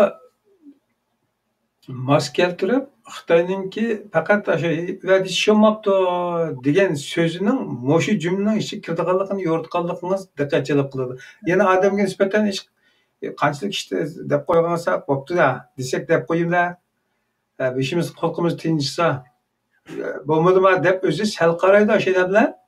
Ammo Xitoy ishninki qanchalik vazni va u nimadan nega qanday foyda ko'rsatganligini Xitoy hisobga olar ekanda biz u degan qarsini isbog'i oson emas. U degan mushu harakatga Uyg'urninki erki qirin deyotgan harakatiga urgan qatnaydi salmig'ining qanchalik cho'ngligini his qila olasizda. Hamma shunda deydi, qarsini bunda oddiy ular ursangiz oddiy gap. Ularning bir besim ishlatmaydi Xitoy. Oysa vatanparvarlik so'zlar, ular qarshi turib so'zlar, bunda degan gapmi yo'q. Ko'rdingizmi? Unda gaplarni deb majburlamabdi ularni. Sen u yoq bir birinlar qatnashmam demabdi. Hammasiga mushi gapni debdi. Uni saqchinishliklar hammasi mushi gapni debdi mushta. Qanchalik salmig'ining ashi gapning qanchalik salmig'ining xudoyligi Muhammad Alining mushti bilan urgandek tegadigan mushta bu. Qanchalik qattiqligini ishchingizdan sesib turgan mushta bu. Qanchalik. Ya men sizmi uring bir to'shqasi hech kim siz tilp urib qo'ysangiz sizni tillab yenasga gumbalab ketmaydi. Qandaqga berib ketsa bir ahvol qandaqga qashqana ahvol deb so'rang. Agar boshqa bir so'zlasa men hamma guvochi bo'lib beryapman. Tilp uringlar bundaq kelgan, hozir kelgan shunda jixlaba. Aşağı Türkiye'de kelganlarım tilp urdim. Hem yerden Avrupa'da birsik urdim, Amerika'da urdim. 10 dakika adam telefon qildi. Telefon qilib shu so'zlar hammasi fikr asosi shu. Ayliq birsi menga deb berdi ayliqini. Qolganlar fikri asosi shu. Bular hech qachon namoyishga chiqqanlar emas. Asos namoyishga chiqmaganlar, birisi bor bir qatim chiqqan. Birisi bor. Chiqatdi. Mana berib keldi. Namoyishga chiqqanlarnimi? Rasm borda ularni gap qilmay yondi. Hozir men mushtaq dey. Agar siz yo men hozir konsulxonaga berib viza so'rasak, viza berdi. Xitoy konsulxonasi berib, vatanga qaytaman deb ikkimiz borayli. Agar qilmasa dokumentni unima ikkimiz viza berib, viza olmasak viza berdi. Hech qanday ish qilmay berib kelamiz. Hech qanday zaxm yemaymiz. Sog' salomat yenib kelamiz. Ama berib biz o'ylagan plan qilgan ishni qilolmaymiz. Ya qilolmaysiz. Tuqqanlarinizda ko'rishsiz, oylinsiz, texi ma'lum og'aylaringizlar bir mashrabni o'rlashtirib berdi. Ashlar deb qo'ydi, o'ynagan anam bilan mashrabda daryo bo'ldi, naq chaqchaqlar bilan bir Bu sizniki tasavvurmi, hozir qilmish butun izdinish orqali? Ha, mushu ya men mana sizlarga o'tirib qo'yib qo'ydim mana. Sizlar bir ma'zi ikkimiz basak tasarrufsiz berib ekan viza olaman deb. Meninkini inkor qilman deysiz. Kapatni tutib Gollandiya garajdan qo'yasiz. Unda sizcha Xitoy bu orqali nimaga erishdi? Mana shu o'tanning ostidagi qozon osti o'tanni ilaydi. Ya'ni bugun vatanda bo'layotgan qirg'inchilikninki realligini yopalaydi. Yopalar ikkimiz tanqidlab kelyapmiz, ikkimiz saqsanib berib kelsak, o irqiy qirg'inchilik yo'q-ku. Ikkimiz so'zlayotgan odam ikkimizga shunda osonlik yaratib berdi. Uyga borsaq shahar boshliqlari kelib ko'rishib ketishi mumkin. Bizga bir so'rovlan og'aylar og'aydan kelib so'rov o'rlashtirib deyishi mumkin. O'rlab saq-salomat kelalaymiz ikkimiz. Ben %100 ishonman bunga. Mening gapim ishonmasin. Demak, hozir vatanga berib salomat qaytib keladiganlik masalasi uningki aloqa qaltislikka ya bizimcha emas, balki Xitoyning bugungi projesiga ashuna to'g'ri kelganligidan bu. Ama ishlatayotgan yilida siz saq-salomat qo'yib berish, qanchalik jihoddan berib kelib saq-salomat bu. Ya'ni kilajillar bizning Los Anjelesda yomon jihoddan ketdi. Kilajillar hamma odamlar guldirlab keladi, ota-onalar keladi. Yani şunun bilan bu ilaqa bizning Uyg'urlar qilgan davosini o'zligidan yo'qotib o'tgan bo'ldi. Ammo yana ashuna ko'ndirib kelib, bu qatimli fursatda ma'qul ma'ni tutib ikkinchi qatimli fursatda bizdan ikkidan suzib oladi-da. Ya suzishning hojati yo'q. Shunami? Nima hojati bor suzib olishni? Hech hojat yo'q. Mushuni xalqaroda iplas tugdi. U yer Uyg'urlarni qirib ashya tugatdi. Bu chatdagi Uyg'urning birini tuta, ikkini tuta, u Uyg'urning miqdoriga hech nima emasda. Bularni oldig'ini shuda ma Uyg'urlarning irqiy qirg'inchilik degan ma xalqarodagi ma saknatga hujumni vayron qilib etishku. Bu nimasini hamiyatga. Hozir siz bosimiz berib Mavlanka men bamidi viza deb chiqing. Gollandiya pasportingizni ko'tarib kirib. Birida men hozir kirsam %100 ishonma. Hozir kirsam atyan kirsam tushkichlayib chiqaman. Mana mavi yili deganni qandoq ishlatib bunda anglasangiz oddiy bir gap. Uni ishlatishda mahoratingiz ketadi. Ko'rdingizmi men ishlatishni? Mana shunday ish. Bas kelaveramiz hozir. Bunda bo'ldimi? Xeyr, bo'ldi. Tamam, ishlarni to'xtatdilar. Programni inshaalloh bir maslahat qilib baqadi, qani bir qarama-qarshi fikr qilgan do'stlar bo'lsa deyish baqamiz. Ben deb qo'ydim-ku, mayli iqtisod sohasida bo'lsin, harbiy siyosat, Xitoy masalasi yo ilm-fan qanday sohada ochiq maydon qilsangiz hammasiga men tayyor. Ma'qul. Bo'ldi. Ma'qullar, xo'shamiz ukan. Bo'ldi, ma'qul. Omon bo'ling. Anglag'uchilarning hammanglar ko'p rahmat. Hammanglarning mushu mening leksiyarimni tafsili anglab chiqishinglarga umid qilaman. Bo'ldi, ma'qullar, xo'shamiz. Ma'qul, rahmat. Muhtaram qarindoshlar, bugungi program bu yoqqa qadar bo'ldi. 36 yiliga aloqador izlanishlar yana oldimizga fursatlarda taqdim qilindi. Biz oldingi kona akkauntimizda Mavlon Yasin afandininki mana shu 36 yilisi Xitoylarning odamiy ish madaniyati qatorliq boshqa sohalarda yaxshi programmalarni taqdim qilgan. Ammo akkauntimiz o'g'irlangandan keyin u burungi arxiv materiallar asosan cho'kib qoldi, yo'qolib ketdi. Shunga maqatimli fursatda Mavlon afandimga biz nima qilib yurib, yana bir himmat qilgan bo'lsak deb ma programmani qayta boshladik. oxirigacha Alloh muvaffaqiyat bersa, 36 yilini o'zimiz va avlodlarimizningki manfaati uchun tushunilishimizga foydali bo'lgan bir material bo'lib qoladi. Shu do'stlarning saqlanishini, do'stlarga tavsiya qilib qo'yishini, programmaning davomlashi uchun Mavlana Yasin afandiga har xil usullar bilan madad berib, rahmat aytib degandek, bir vatandoshlik burchini ado qilib qo'yishini bir aqlli burchi deb o'ylaymiz, hammalarning aqligisi. Bo'ladi, omon bo'linglar inshaalloh. Kelar qatorliq fursatda, ya'ni boshqa yangi programmalarda ko'rishamiz. Sizlarni Janob Alloh topshirdi. Assalomu alaykum va rahmatulloh.